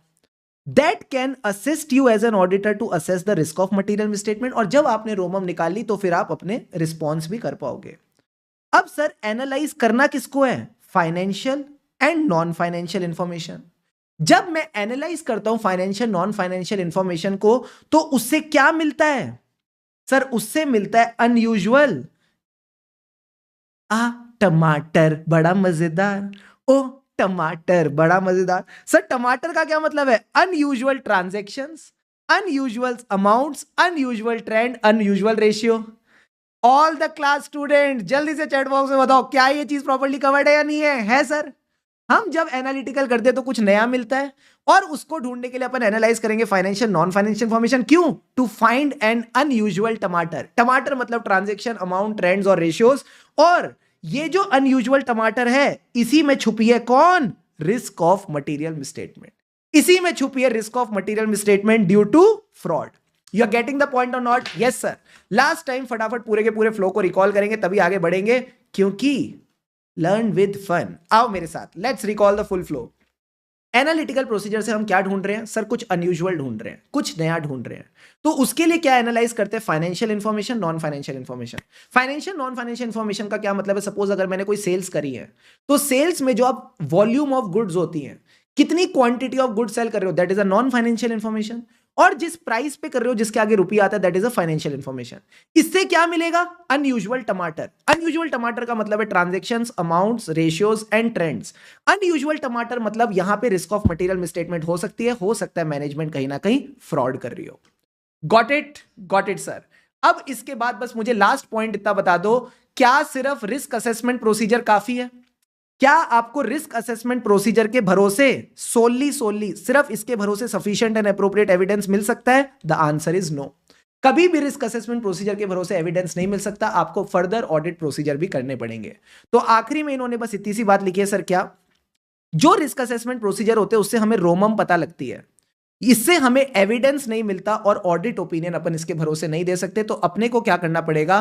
The game is very simple, we have to perform further audit procedure also. दिल पे हाथ रख के बताओ, क्या क्वेश्चन नंबर 6 करके मजा आ गया? Please tell me. अब कई बच्चे पता है ये भी सोच रहे होंगे, सर क्या, सर इस तरह का तड़कता भड़कता क्वेश्चन अगर पहली बार एग्जाम में आ गया तो बैंड बज जाएगी। मैं बताऊं, एमटीपी May 24 इसी तरह के तड़कते भड़कते क्वेश्चन एमटीपी में थे, एग्जाम में सीधे सीधे क्वेश्चन आए। एमटीपी September 24 इसी तरह के तड़कते भड़कते क्वेश्चन एमटीपी में थे, फिर एग्जाम में सीधे क्वेश्चन आए। तो जब आप ऐसे क्वेश्चंस एमटीपी में कर लेते हो ना, आपकी इम्यूनिटी बढ़ जाती है, और जब इम्यूनिटी बढ़ जाती है तो एग्जाम के क्वेश्चन ना एकदम सीधे साधे प्यारे प्यारे लगते हैं, मजा आ जाता है। बात समझ आ रही है? आ रही है सर, गॉट इट। अब सारे बच्चे क्वेश्चन 7 पे आ जाओ, इसके बाद मैं आपको एक प्यारा ब्रेक दे दूंगा, फिर मैं आपको प्यारा ब्रेक दे दूंगा, then we will take a good break, and break के बाद फिर मैं रिमेनिंग 6-7 क्वेश्चंस करा दूंगा, ठीक है? आ जाओ, चलो क्वेश्चन 7 की बात करते हैं। ऐसे 330 क्या कहते हैं, सारे बच्चे फोकस करना। ऐसे 330 कहता है ऑडिटर कहीं ना कहीं टेस्ट ऑफ कंट्रोल करेगा ताकि उसको एविडेंस मिल सके किसके रिगार्डिंग, कि जो कंट्रोल्स है इफेक्टिवली ऑपरेट कर रहे हैं कि नहीं। तो पहला सवाल कहता है briefly discuss when the test of controls are designed and performed as per SA 330। हमें ये टेस्ट ऑफ कंट्रोल्स कब करने हैं, तो पहले तो ये बता दो, ठीक है सर। दूसरा पॉइंट कहता है if an auditor intends to place greater reliance on the effectiveness of control, state its likely effect on the audit evidence to be obtained as a result of such test of control। अगर मुझे ज्यादा rely करना है effectiveness of control पे, तो इसका क्या impact होगा ऑडिट एविडेंस पे, ठीक है सर। पहला क्वेश्चन ये हो गया, दूसरा क्वेश्चन ये हो गया। तीसरा पॉइंट कहता है why a higher level of assurance may be sought by the auditor about the operating effectiveness of control। तो सबसे पहले बात करते हैं कि सर हमको टेस्ट ऑफ कंट्रोल कब करने, When do we need to perform the test of control। तो सारे बच्चे एक बार इधर देखना, this thing we have already covered. एक बार अप्रोच वापस रिवाइज कर लेते हैं। देखो इधर देखो, शुभम सर ने आपको जब अभी ऑडिट प्रोसीजर बताए तो 2 ऑडिट प्रोसीजर क्या क्या बताए थे, फटाफट बता दो, रिवाइज कराओ मुझे फटाफट। सर आपने बोला 2 ऑडिट प्रोसीजर है बड़े सिंपल से, रैप और फैप। रैप में मैं क्या करता हूं, रोमम असेस करता हूं। कोई टेस्टिंग होती है क्या? नहीं सर, इसमें कोई टेस्टिंग नहीं होती। जब मैं फैप की बात करता हूं तो इसमें टेस्टिंग होती है सर। टेस्टिंग 2 चीजों की, टेस्ट ऑफ कंट्रोल्स और substantive procedure. Test of control और सब्सटेंटिव प्रोसीजर, यस और no? Come on everyone, yes और नो? हाँ सर, ये कहीं ना कहीं अपन असेस वगैरह करके चलते हैं। बात समझ आ रही है? आ रही है सर। अब आईसीआई ने सवाल पूछा है कि तुमको टेस्ट ऑफ कंट्रोल्स क्यों करने पड़ रहे हैं जब मार्केट में रैप भी अवेलेबल है, जब मार्केट में सब्सटेंटिव प्रोसीजर भी अवेलेबल है। Why do you need to perform test of control? तो सिंपल जवाब देना, इसमें भी कमी है और इसमें भी कमी है, कहीं ना कहीं दोनों से रिलेटेड अपने को पॉइंट देना है। तो सर रैप में क्या कमी है? मैंने कहा जब आपने risk of material misstatement assess करी, तो आपने इसके 2 कंपोनेंट माने होंगे। एकदम कॉन्सेप्चुअली चलना, मजा आ जाएगा। इनहेरेंट रिस्क और कंट्रोल रिस्क। मुझे जितना याद है क्लास में इनहेरेंट रिस्क का एग्जांपल मैंने 40% लिया था और कंट्रोल रिस्क का एग्जांपल 25% लिया था। Yes sir. तो जब मैं कंट्रोल रिस्क 25% मान रहा हूं तो क्या मैं ऐसा बोल सकता हूं, मैं ये मान के चल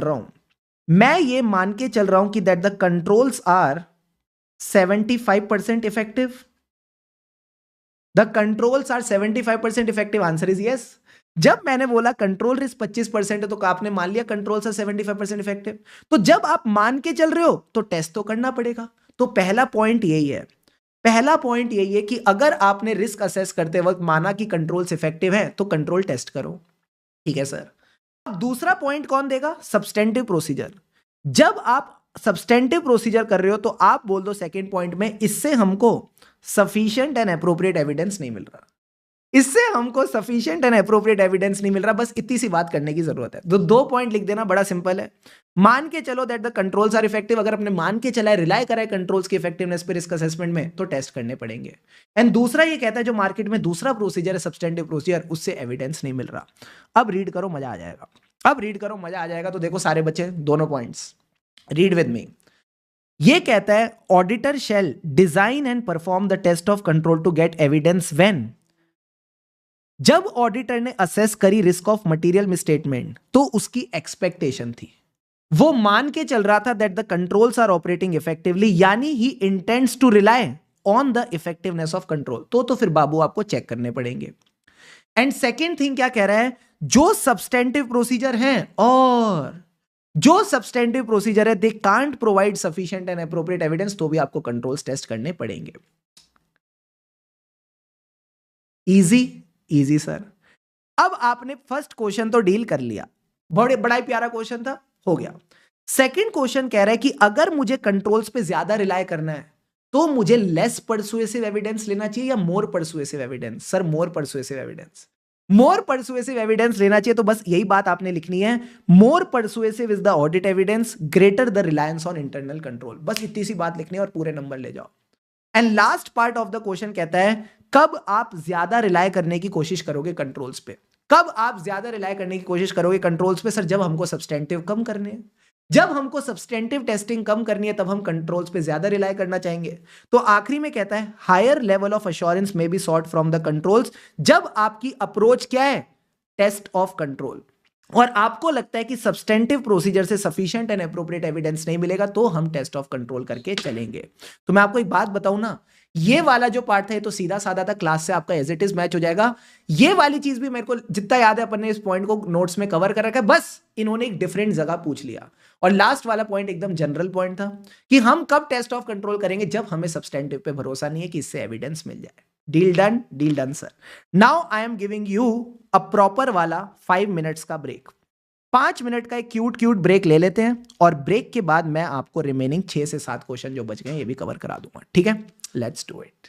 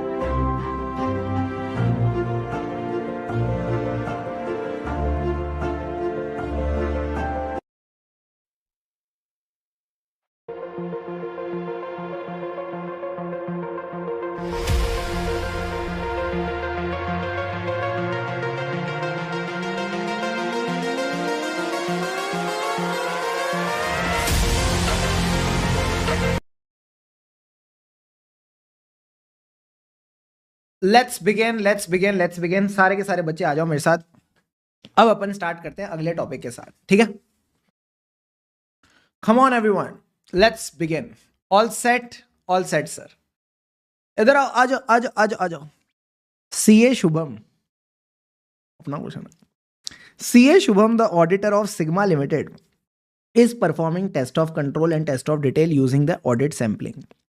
जब ये प्रोसीजर करा था इस बेचारे को कुछ डेविएशंस मिली in the compliance with management procedure for the sales transaction of small values. तो इसको क्या हुआ ध्यान से समझना, इसको कुछ डेविएशन मिली है कुछ सेल्स ट्रांजैक्शन में of small values of a product at one location during the test of control. जब ये टेस्ट ऑफ कंट्रोल कर रहा था तो एक किसी पर्टिकुलर प्रोडक्ट के लिए कुछ छोटी छोटी इसको डेविएशंस मिली हैं, प्लस इसको कुछ मिस स्टेटमेंट भी मिली है इन्हीं in the sample related to the small value sales transaction only in test of detail. तो मैं बोल रहा हूं कंट्रोल में भी डेफिशिएंसी थी और जब इसने चीजें चेक करी तो इसको गलतियां भी मिली। How should he proceed to analyse the nature and cause of the deviation and misstatement observed in the sample result. ये कह रहे हैं सैंपल रिजल्ट में जो आपको कमियां मिली हैं इसको अपन कैसे डील करके चले, इसको अपन कैसे डील करके चले, इसके बारे में आपसे सवाल पूछ रहा है। सारे बच्चे मुझे बताओ, how will you deal with this matter, अपन इसके साथ कैसे डील करके चलेंगे, बताना मुझे। मेरे साथ आओ मेरे दोस्तों, क्या ऐसा कोई टॉपिक अपन ने सैंपलिंग में पढ़ा था क्या? क्या ऐसा कोई टॉपिक अपन ने सैंपल में पढ़ा था क्या?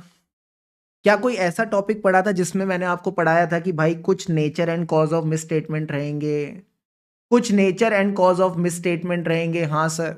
तो जिन भी मिसस्टेटमेंट के अंदर कॉमन फीचर रहता है सर, कॉमन फीचर में मैंने बोला था टाइप ऑफ ट्रांजैक्शन, उसके बाद लोकेशन, ट्रांजैक्शन, लोकेशन, लाइन और time. Come on, transaction, location, line और टाइम। फॉर एग्जांपल अगर कोई कैश सेल्स की ट्रांजैक्शन है तो जितनी भी कैश सेल्स की दिक्कत है उन सबको साथ में पकड़ लो।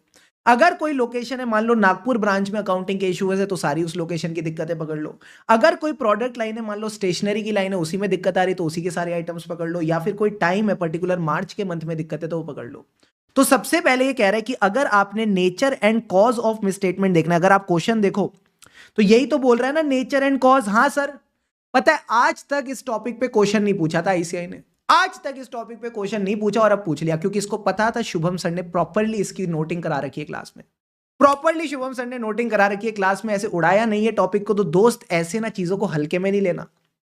अगर कोई चीज आपको नोट्स में प्रॉपर्ली करा रखी है तो भाई साहब है इंपॉर्टेंट, अच्छे से करके चलना उसको। Class notes are very important for your exam. तो यही बात आपको मैंने सिखाई थी कि जब भी कोई मिसस्टेटमेंट मिले तो देखो कोई कॉमन फीचर है किसका, शन शन आई नाइन।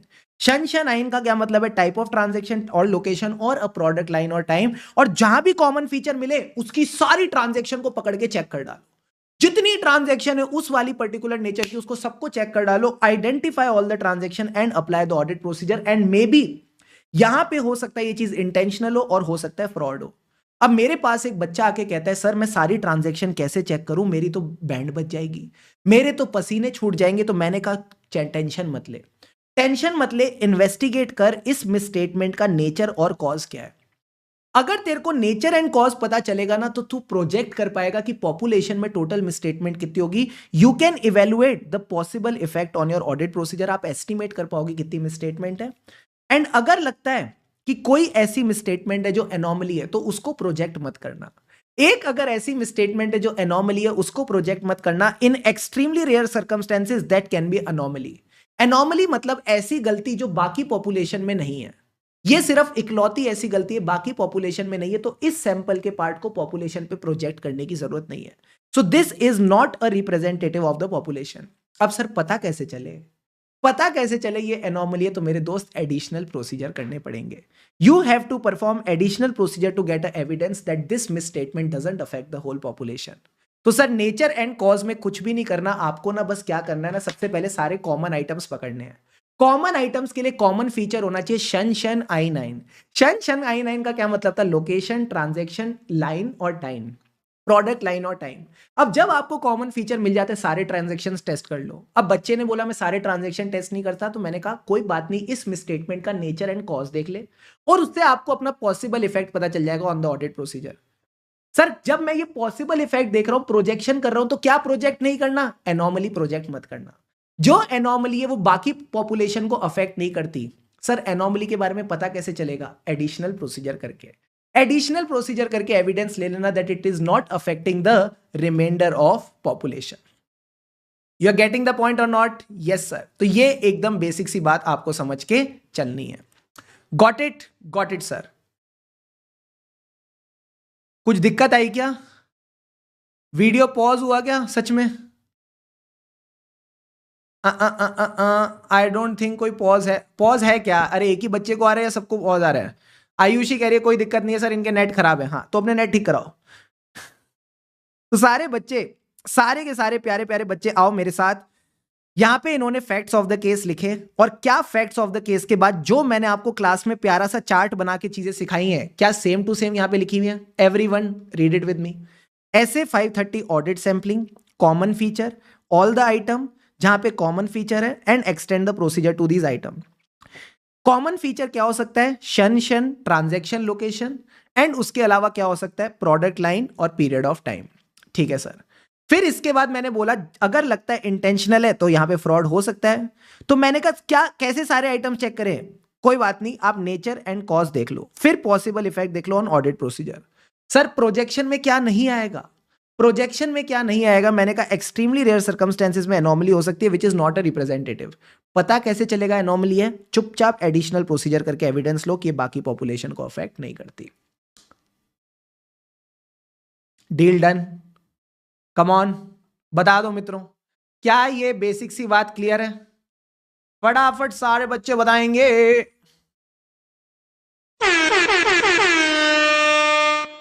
क्लियर है बॉस? क्लियर है सर। अब आ जाओ क्वेश्चन नंबर 9 पे। अब आ जाओ क्वेश्चन नंबर 9 पे। सर क्वेश्चन नंबर 9 एक ऐसा क्वेश्चन है जो ऑलरेडी आपकी बुक में भी है, टेस्ट योर अंडरस्टैंडिंग में, बट मेरे को लगता है बहुत अच्छा क्वेश्चन है। एक बार इसको वापस डिस्कस कर लेते हैं, कोई दिक्कत नहीं है। ये कहता है जब आप ऑडिट कर रहे थे तो आपने देखा कंपनी को बहुत ज्यादा लेबर शॉर्टेज हो रही है। अगर किसी को लेबर शॉर्टेज हो रही है, this is a operational indicator की गोइंग कंसर्न खतरे में है। ठीक है सर। उसके अलावा ये क्या कहता है?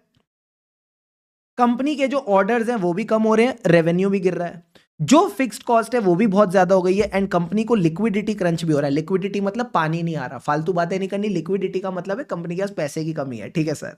और वो क्रेडिटर को भी टाइम पे नहीं कर पा रही, यानी इसका ये मतलब हो गया फाइनेंशियल दिक्कत है। तो ऑपरेशनल दिक्कतें भी आ रही है, फाइनेंशियल दिक्कतें भी आ रही हैं। जो कंपनी के बैंकर है वो भी कंपनी को पैसा नहीं दे रहे, और ऑडिटर को डाउट है over the going concern status of the company. तो मुझे बताओ मैनेजमेंट से क्या क्या मांगेगा? जो हमारा ऑडिटर है ऐसे केस में क्या क्या मांगता है जब भी उसको इवेंट और कंडीशन मिल जाती है? सर वो एक तो प्लान मांगता है और कैश फ्लो फोरकास्ट मांगता है। तो आपने क्या बोलना है यहां पे? कहीं ना कहीं ये जो चीजें हो रही हैं, these are example of events and condition. Events and condition that may cast a significant doubt on entities ability to continue as a going concern. ठीक है सर। मार्केट में सिर्फ हनी सिंह और बादशाह थोड़ी, हम भी हैं। इवेंट्स और condition that may cast a significant doubt on entities ability to continue as a going concern. Yo Shubham sir. तो ये आपका पहला पॉइंट आ गया। फिर हमें मैनेजमेंट से क्या लेना? दो चीजें ले लेना, फ्यूचर प्लान ऑफ एक्शन और cash flow forecast. Very very good. फिर ये कहता है कि आप इन प्लान और फोरकास्ट पे क्या करोगे? मैंने कहा कुछ नहीं करेंगे, प्लान चेक करेंगे कि क्या इसका जो प्लान है वो फीजिबल है, जो इनका प्लान ऑफ एक्शन है वो फीजिबल है, चीजें इंप्रूव होंगी। और अगर मैं कैश फ्लो फोरकास्ट की बात करूं तो डेटा और अजम्पशन, डेटा और अजम्पशन चेक करेंगे। We will evaluate the reliability of data and adequate support of assumption. ठीक है। और उसके बाद देखेंगे क्या कोई फैक्ट्स और इंफॉर्मेशन है जो उसके बाद अवेलेबल हुए। तो हम जनरली 5 प्रोसीजर्स की बात करते हैं। इधर देखो, 5 प्रोसीजर्स की बात करते हैं। पहले मैनेजमेंट को बोलते हैं गोइंग कंसर्न असेस करके आ। फिर खाली हाथ मत आना, प्लान लेके आना। फीका फीका प्लान अच्छा नहीं लगता, कैश फ्लो फोरकास्ट लाओ। और ये असेसमेंट करे हुए काफी टाइम हो गया, पॉइंट इन टाइम पे था, तो एडिशनल फैक्ट्स एंड इन्फॉर्मेशन भी मांगते थे। ठीक है। एंड लास्ट में रिटर्न रिप्रेजेंटेशन। तो अगर कोई बच्चा 5 पॉइंट्स में लास्ट में रिटर्न रिप्रेजेंटेशन भी लिख देगा, उसके नंबर नहीं कटेंगे, उसको भी पूरा नंबर मिलेंगे। तो अगर आप रिटर्न रिप्रेजेंटेशन लेना चाहते हो किसके ऊपर? प्लान के ऊपर, and the feasibility of the plan, तो वो भी आप लेके चल सकते हो, कोई दिक्कत की बात नहीं है। Got it? Got it sir. अब आ जाओ question number 9। Everyone come to question number 9। बहुत ही प्यारा क्वेश्चन है। सब बच्चे पानी के 2 घूंट लगाओ और चैट बॉक्स पे लिखो रेडी। ये जो ऑडिट प्रोसीजर वाला क्वेश्चन है ना गोइंग कंसर्न का, सेम क्वेश्चन इसी के जैसा आरटीपी जेन 25 में भी है। तो प्लीज ये जो 5 प्रोसीजर है इनको अच्छे से करके जाना। गोइंग कंसर्न ऐसे 570 अच्छे से करके जाना फॉर योर एग्जाम। पता है 2 अटेम्प्ट से ऐसे 570 आया ही नहीं है। बहुत चांसेस है आपके एग्जाम में 570 के आने के। अच्छे से करके जाना। अब आता है सर SA 580। SA 580 कहता है doubt on the reliability of return representation. देखो क्या कहता है, during the audit of a company CA Jack, इसने क्या ली, इसने रिटर्न रिप्रेजेंटेशन ली कि मैनेजमेंट ने जितने भी नॉन कंप्लायंसेस थी सबके बारे में ऑडिटर को बता दिया, सबको कंसीडर कर लिया in the preparation of financial statement. जब ये ऑडिट कर रहा था तो इसको ऐसा पता चला कि जो इंफॉर्मेशन मैनेजमेंट ने प्रोवाइड करी है दैट इज इनकम्प्लीट, और ऑडिट एविडेंस मिल गया कि this non compliance contradicts the written representation. अब इसको रिटर्न रिप्रेजेंटेशन पे भरोसा नहीं हो रहा, इसको लग रहा है मैनेजमेंट की जो रिटर्न रिप्रेजेंटेशन है अनरिलायबल है। तो ऐसे केस में जैक को क्या करना चाहिए? ऐसे केस में जैक को क्या करना चाहिए? सर क्या हुआ है, मैनेजमेंट ने जो चीज लिख के दी थी वो मैच नहीं कर रही जो एविडेंस इसने ऑब्टेन किया। तो सर ऐसे केस में सबसे पहले तो मैनेजमेंट से बात करनी चाहिए। ऐसे केस में आपको तो सबसे पहले मैनेजमेंट से बात करनी चाहिए। तो सारे बच्चे देखो क्या कहते हैं, as per SA 580 you should perform the procedures to resolve the matter. अगर आपको लगता है कुछ इनकंसिस्टेंसी तो आप रिजॉल्व करने की कोशिश करो, बट अगर मान लो आप रिजॉल्व नहीं कर पा रहे तो याद है अपन बोलते थे कि we should reconsider the assessment of dice. Sir dice का मतलब क्या होता था? डाइस का मतलब क्या होता था? Diligence, integrity, competence and ethical values of the management. Yes sir. और फिर अपन बोलते थे जब मैनेजमेंट ऐसी है तो इसके बाकी एविडेंस तो कैसे होंगे, और रिटर्न रिप्रेजेंटेशन तो कैसी कैसी होगी। हाँ सर। तो आपने इसका इफेक्ट देखना होता है on the reliability of representation and audit evidence in general. और अगर आपको लगता है कि भाई ये रिलायबल नहीं है तो सर सोचो, अगर मैनेजमेंट की रिटर्न रिप्रेजेंटेशन रिलायबल नहीं है तो बाकी एविडेंस भी रिलायबल नहीं होंगे। तो क्या मैं ऐसा बोल दूं कि आपको एविडेंस मिले या ना मिले एक ही बराबर है, क्योंकि आप तो उन पे भरोसा ही नहीं कर पा रहे। और अगर फाइनेंशियल स्टेटमेंट्स को लेके एविडेंस ही नहीं है तो क्या आप कंक्लूजन दे पाओगे? नहीं सर। तो क्या आप ओपिनियन दे पाओगे? मैंने कहा नहीं सर। तो हम ऐसे केस में कहते थे evaluate the possible effect on your opinion, that is ऐसे केस में अपन डिस्क्लेमर ऑफ ओपिनियन देंगे। तो ये वही टॉपिक है जो अपन डाइस वाला टॉपिक पढ़ते हैं ना, diligence, integrity, competence, ethical value. जब भी इस पे शक हो तो मैनेजमेंट की अपन क्या करेंगे सर, अपन बोलेंगे मैनेजमेंट ऐसी है तो बाकी एविडेंस कैसे होंगे, और बाकी एविडेंस ऐसे हैं तो बाकी रिप्रेजेंटेशन कैसी कैसी होंगी। और जब अगर आपको लगता है अनरिलायबल है तो चुपचाप आप डिस्क्लेमर ऑफ ओपिनियन दे दो एज पर SA 705, कोई दिक्कत की बात नहीं है। ऊपर इन्होंने इसी बात को बस फैक्ट्स ऑफ द केस से रिलेट करके दे रखा है। क्लियर है सर? ये चीज कब तक कंटिन्यू करेगी? I think Ananya it will continue for another half an hour. ठीक है, अब आ जाओ क्वेश्चन नंबर 10। अरे भाई इससे लल्लू क्वेश्चन ICAI पूछ ही नहीं सकता। बस ये है कि नया क्वेश्चन है तो मुझे कराना पड़ रहा है। ये एक कहता है कि आपने अपना ओपिनियन मॉडिफाई किया। मॉडिफाई किया मतलब डाकू, डाकू बोले तो डिस्क्लेमर, एडवर्स, क्वालिफाइड ओपिनियन। हाँ सर, इसी से तो मैनेजमेंट डरती है डाकू से कि कल को डाकू वाला ओपिनियन मिल गया तो बैंड बज जाएगी। तो ये कहता है कि आप जो डाकू ओपिनियन देते हो वो कब देते हो? Briefly explain when the auditor should give a qualified opinion. Sir बड़ा सिंपल है, चाहे एविडेंस मिलाओ या ना मिलाओ, चाहे एविडेंस मिलाओ या ना मिलाओ, अगर इंपैक्ट मटेरियल है बट परवेसिव नहीं तो क्वालिफाइड ओपिनियन। तो क्वालिफाइड ओपिनियन में आप सीधा बोलो हमें एविडेंस मिला या हमें एविडेंस नहीं मिला। अगर एविडेंस मिला तो जो इसका इफेक्ट है वो मटेरियल है बट परवेसिव नहीं, और अगर एविडेंस नहीं मिला तो इसका जो पॉसिबल इफेक्ट है वो मटेरियल है बट परवेसिव नहीं। एडवर्स ओपिनियन कब देते हैं? जब एविडेंस मिला। सबसे पहले तो हमको एविडेंस मिला और इसका इंपैक्ट मटेरियल भी है और परवेसिव भी। Very good. एंड लास्ट में आता है डिस्क्लेमर ऑफ ओपिनियन। लास्ट में आता है disclaimer of opinion. Sir disclaimer of opinion क्या कहता है? एविडेंस ही नहीं मिला, और जो एविडेंस नहीं मिला उसका possible effect both material and pervasive है। सर ऐसा क्वेश्चन एग्जाम में आ जाए तो मजा आ जाए। जल्दी से बताओ, यही क्वेश्चन आना चाहिए ना एग्जाम में। हाँ ऐसे ही तुमको बना देंगे CA फाइनल में। वैसे आ भी सकता है, कोई बड़ी बात नहीं आई से, कभी कभार ऐसे छोटे छोटे प्यारे प्यारे क्यूट क्यूट क्वेश्चन पूछता है। अब आओ क्वेश्चन 11 पे। ये कहता है during the audit of a limited company as a statutory auditor आपने डिस्कवर किया फ्रॉड अमाउंटिंग टू 5 लाख रुपए। What are the reporting requirement as per CARO 2020? तो दिल पे हाथ रख के बता दो कौन से क्लॉज में फ्रॉड की रिपोर्टिंग कवर होती है। Which clause of Caro 2020 clause dash para 3 Caro 2020 covers the fraud reporting? सबने एकदम सही बोला। 11 मुल्कों की पुलिस डॉन को पकड़ना चाहती है क्योंकि डॉन ने फ्रॉड किया है।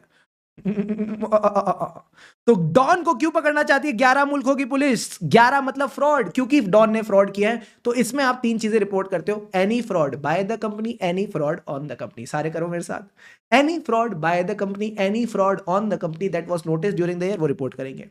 इसके अलावा अगर कोई ऐसा फ्रॉड हुआ है जिसकी एक थाली में खाया उसी में छेद, यानी जो कंपनी का ऑफिसर और एम्प्लॉय है उसने 1 करोड़ या उससे ज्यादा का फ्रॉड किया, तो आपने ADT 4 में सेंट्रल गवर्नमेंट को बताया होगा, वो भी रिपोर्ट कर देना। और आखिरी वाला फ्रॉड क्या था? सीटी मार कंप्लेंट। अगर एंटिटी में कोई विसल ब्लोअर कंप्लेंट हुई है तो इसके बारे में भी आप इस पे रिपोर्ट करके चलते हो। तो तीनों चीजें हो गई, कोई भी फ्रॉड, 143.12 वाला फ्रॉड, और आखिरी में अगर कोई विसल ब्लोअर कंप्लेंट है तो you need to report about it. अब आओ क्वेश्चन नंबर 12, बस थोड़े से क्वेश्चंस रह गए हैं। क्वेश्चन 12 में हम बात करेंगे बैंक ऑडिट की। इससे पहले कि मैं आपको एक टॉपिक पढ़ाऊं, इससे पहले कि मैंने टॉपिक पढ़ाऊं, मेरे पास इधर आओ, मैं आपको कुछ बढ़िया वाली चीज रिवाइज कराना चाहता हूं। आ जाओ मेरे साथ। बैंक ऑडिट कहां गया रे तू, ओ मेरे बैंक ऑडिट, यहां छुप के बैठा है शायद तू, आओ आओ आओ। इसके बाद पढ़ाया होगा, इसके बाद करा।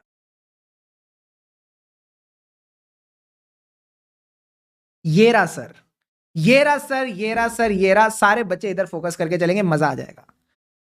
मुझे एक बात बताना, अगर सपोज मार्केट में एक बंदा है जिसका नाम है विजय माल्या, ठीक है सर, इसने क्या किया सर, इसने SBI से लोन लिया 5,000 करोड़ का, वेरी गुड।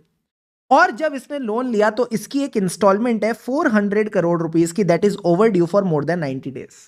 तो मुझे बताओ कितना अमाउंट क्लासिफाई होगा एज NPA? सर पूरा का पूरा 5,000 करोड़, पूरा का पूरा 5,000 crore rupees will be classified as NPA अगर इसने ये 400 करोड़ रुपए पे नहीं करे, ठीक है सर।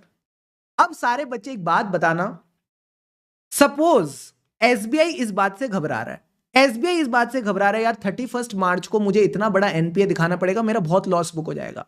तो इसने विजय माल्या को कॉल किया और उसने बोला कि जो 400 करोड़ रुपए पेंडिंग है तू मुझे ईयर एंड से जस्ट पहले दे दे, मैं तेरे को ईयर एंड के जस्ट बाद दे दूंगा। तू मुझे ईयर एंड से जस्ट पहले दे दे, मैं तेरे को ईयर एंड के जस्ट बाद दे दूंगा। तो सर एक बात बताना, क्या अब ये NPA बनेगा? मैंने कहा नहीं, NPA तो नहीं बनेगा। तो बैंक वालों ने कहा हम इसको NPA नहीं, डीम्ड NPA बोल देंगे। अगर बैंक ने ऐसी बदमाशी करी कि NPA बचाने के लिए साल खत्म होने से जस्ट पहले पैसे ले लिए, साल खत्म होने के जस्ट बाद पैसे वापस कर दिए बोरोवर को, तो ऐसे केस में हम इसको NPA तो नहीं बोलेंगे, डीम्ड NPA बोलेंगे। मैंने कहा क्यों? क्योंकि सर यहां पे there is a inherent weakness in the account.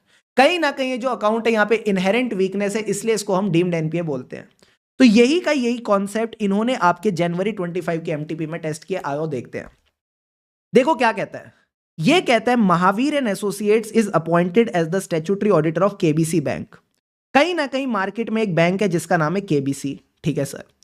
During the audit miss Chandana an article trainee notice that Siddharth industry, एक मार्केट में बंदा है जिसका नाम है सिद्धार्थ इंडस्ट्री, इसका एक आउटस्टैंडिंग लोन था 50 लाख रुपए का, 50 लाख रुपए का आउटस्टैंडिंग लोन है, ठीक है सर। 50 lakhs का आउटस्टैंडिंग लोन था, गॉट इट। 29 मार्च 2024 यानी ईयर एंड से जस्ट पहले, ईयर एंड से जस्ट पहले कंपनी ने एक पेमेंट करी 10 लाख की, जिससे ये आउटस्टैंडिंग बैलेंस 40 लाख पे आ गया, वेरी गुड। तो इसने क्या किया, इसने बैंक को दे दिए कितने रुपए? 10 लाख रुपए। 10 लाख रुपए इसने बैंक को दे दिए, इसको ढंग से ही लिख देते ना, 10 लाख रुपीस। ये कब दिए सर? ये दिए 29 मार्च 2024 को। और फिर क्या हुआ? However on 4 April 2024 Siddharth industries initiated a reversal transaction of 8 lakh, increasing the outstanding balance to 48 lakh. कहीं ना कहीं वापस एक रिवर्सल ट्रांजैक्शन हो गई और इसको 8 लाख रुपए वापस मिल गए, इसको 8 लाख रुपए वापस मिल गए। The payment and subsequent reversal with the final outstanding of 48 lakh after the reversal. Considering this scenario, what should be the response of the auditor to this matter, particularly regarding the classification of borrower account and potential risk of NPA? तो क्या मैं बोल दूं, ये भी वैसा वैसा ही लग रहा है, थोड़ा थोड़ा ये भी वैसा वैसा ही लग रहा है कि साल के खत्म होने से जस्ट पहले आपने पैसे दिए और साल के खत्म होने के जस्ट बाद आपको पैसे वापस मिल गए। Answer is yes. तो आप बोलोगे इस अकाउंट में इनहेरेंट वीकनेस है। जब भी ऐसा कोई केस होता है कि कुछ पैसा आपका ईयर एंड से जस्ट पहले गया और ईयर एंड के बाद रिवर्सल हो गया, तो यहां पे इनहेरेंट वीकनेस है and it will be a deemed NPA। हम इसको डीम्ड एनपीए मानेंगे, accounts regularise near the balance sheet date. तो ये कहता है अगर यहां पे कोई सॉलिसिटरी यानी छोटे छोटे कोई क्रेडिट्स है recorded before the balance sheet date, आपने इसको हैंडल विद केयर करना है। Handle with care, it is fragile, ठीक है सर। तो it indicates a inherent weakness and it is a deemed NPA. तो अपन क्या करेंगे सर, कुछ नहीं करना, आपको सैंपल ट्रांजैक्शंस चेक करनी है before the balance sheet date and after the balance sheet date. You should check for sample transaction before and after the closure of financial year. और हो सकता है यहां पे कोई अरेंजमेंट हो जिससे बोरोअर का account is prevented from slipping into NPA category. Getting the point? Yes sir. तो सिंपल सी बात है, अगर आपको लगता है फ्यू क्रेडिट्स है before the balance sheet date, it can be a inherent weakness account, that is a deemed NPA.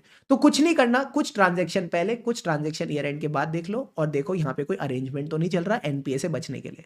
फिर आपने फैक्ट्स ऑफ द केस लिखने और कंक्लूजन देना है। Carefully assess the classification. अगर लगता है ये बदमाशी कर रहे हैं तो it should be classified as NPA, फिर ये एनपीए क्लासिफाई हो जाएगा। अब दिल पे हाथ रख के मुझे एक बात बता देना, दिल पे हाथ रख के मुझे एक बात बता देना, क्या डिस्क्रिप्टिव क्वेश्चंस जो थे, अगर मैं डिस्क्रिप्टिव क्वेश्चन की बात करूं, एक दो क्वेश्चन चलो मान लो थोड़े बहुत इधर उधर हल्के से ट्रिकी पूछ लिए, क्या ओवरऑल डिस्क्रिप्टिव क्वेश्चंस भी मैनेजेबल थे या नहीं? अगर कोई एक सीए इंटर का बच्चा प्रॉपरली नोट्स कवर करके चल रहा है, don't you think it was manageable? Answer is yes. तो आपकी क्या स्ट्रेटेजी होनी चाहिए एग्जाम्स की? कुछ नहीं करना, बस आपने नोट्स को अच्छे से रिवाइज करना है, बस आपने नोट्स को अच्छे से रिवाइज करना है। और concept should be clear and trust me, आप बेस्ट मार्क्स के साथ स्कोर करने वाले हो, आप एकदम बेस्ट मार्क्स के साथ स्कोर करने वाले हो, मजा आ जाएगा। You are getting the point और नॉट? Yes sir. तो प्लीज मेरी आपसे रिक्वेस्ट है, don't take your future lightly. हम अपने फ्यूचर को ना ऐसे लाइटली नहीं लेंगे। हमारे पास अभी थोड़ा सा टाइम रह गया है, इस थोड़े से टाइम में ना अपना बेस्ट दे दो, इस थोड़े से टाइम में अपना बेस्ट दे दो। अब तक जो भी हुआ मैटर नहीं करेगा, मैं अभी भी बता रहा हूं। ये जो टाइम है ना, जो थोड़ा सा टाइम बचा है, इसमें जिसने बेस्ट मेहनत कर ली, इसने जिसमें अपना बेस्ट दे दिया ना, उसको बेस्ट रिजल्ट मिल जाएगा। सो यही एक छोटी सी ट्रिक है। अभी कई बच्चे डिमोटिवेटेड फील करते हैं, कई बच्चे लो फील करते हैं, सर इतने टाइम से पढ़ रहे हैं, मन नहीं कर रहा, कभी कभार चीजें रिकॉल नहीं होती। अरे बाबू, गेम ही तो यही है, रिकॉल ना हो तो गिव अप नहीं करना। दो ही ऑप्शन होते हैं ना, सपोज मान लो कल को मुझे कुछ रिकॉल नहीं हो रहा, तो मेरे पास दो ऑप्शन है, या तो मैं गिव अप कर दूं और छोड़ दूं, नहीं हो रहा, फिर तो ये हैबिट ही बन जाएगी। क्योंकि लाइफ में सब कुछ आपके हिसाब से नहीं हो सकता, लाइफ में सब कुछ आपके कंफर्ट और कन्वीनियंस से नहीं हो सकता। तो दूसरा ऑप्शन होता है, वापस ट्राई करते हैं, वापस एक बार कॉन्सेप्ट समझते हैं, रिकॉल करते हैं और आगे बढ़ते हैं। और मैं बताऊं ना, अगर आप ये सेकंड ऑप्शन चूज कर रहे हो टिल द एग्जाम्स, अगर आप ये सेकंड ऑप्शन चूज कर रहे हो टिल द एग्जाम्स, चाहे प्रैक्टिकल सब्जेक्ट में क्वेश्चन को बार बार सॉल्व करना हो या थ्योरेटिकल सब्जेक्ट्स में चीजों को बार बार रिवाइज करना हो, आप एग्जाम्स क्लियर कर जाओ। ट्रस्ट मी व्हेन आई से दिस, आप एग्जाम्स क्लियर कर जाओगे। और टेंशन कम लो, पढ़ाई ज्यादा करो, stress less, study more, because किसी ने सही कहा है, खुशी से पढ़ेंगे तभी आगे बढ़ेंगे। लगे रहो मित्रों, लगे रहो। अभी तक अगर वीडियो को लाइक नहीं किया तो do like it and yes, stay subscribe to the channel for more such videos. और हाँ, टेलीग्राम ग्रुप ज्वाइन कर लो, वहां पे सारी प्यारी प्यारी अपडेट्स रिगार्डिंग द ऑडिट आती रहती है। लगे रहो मित्रों, लगे रहो, कीप गोइंग।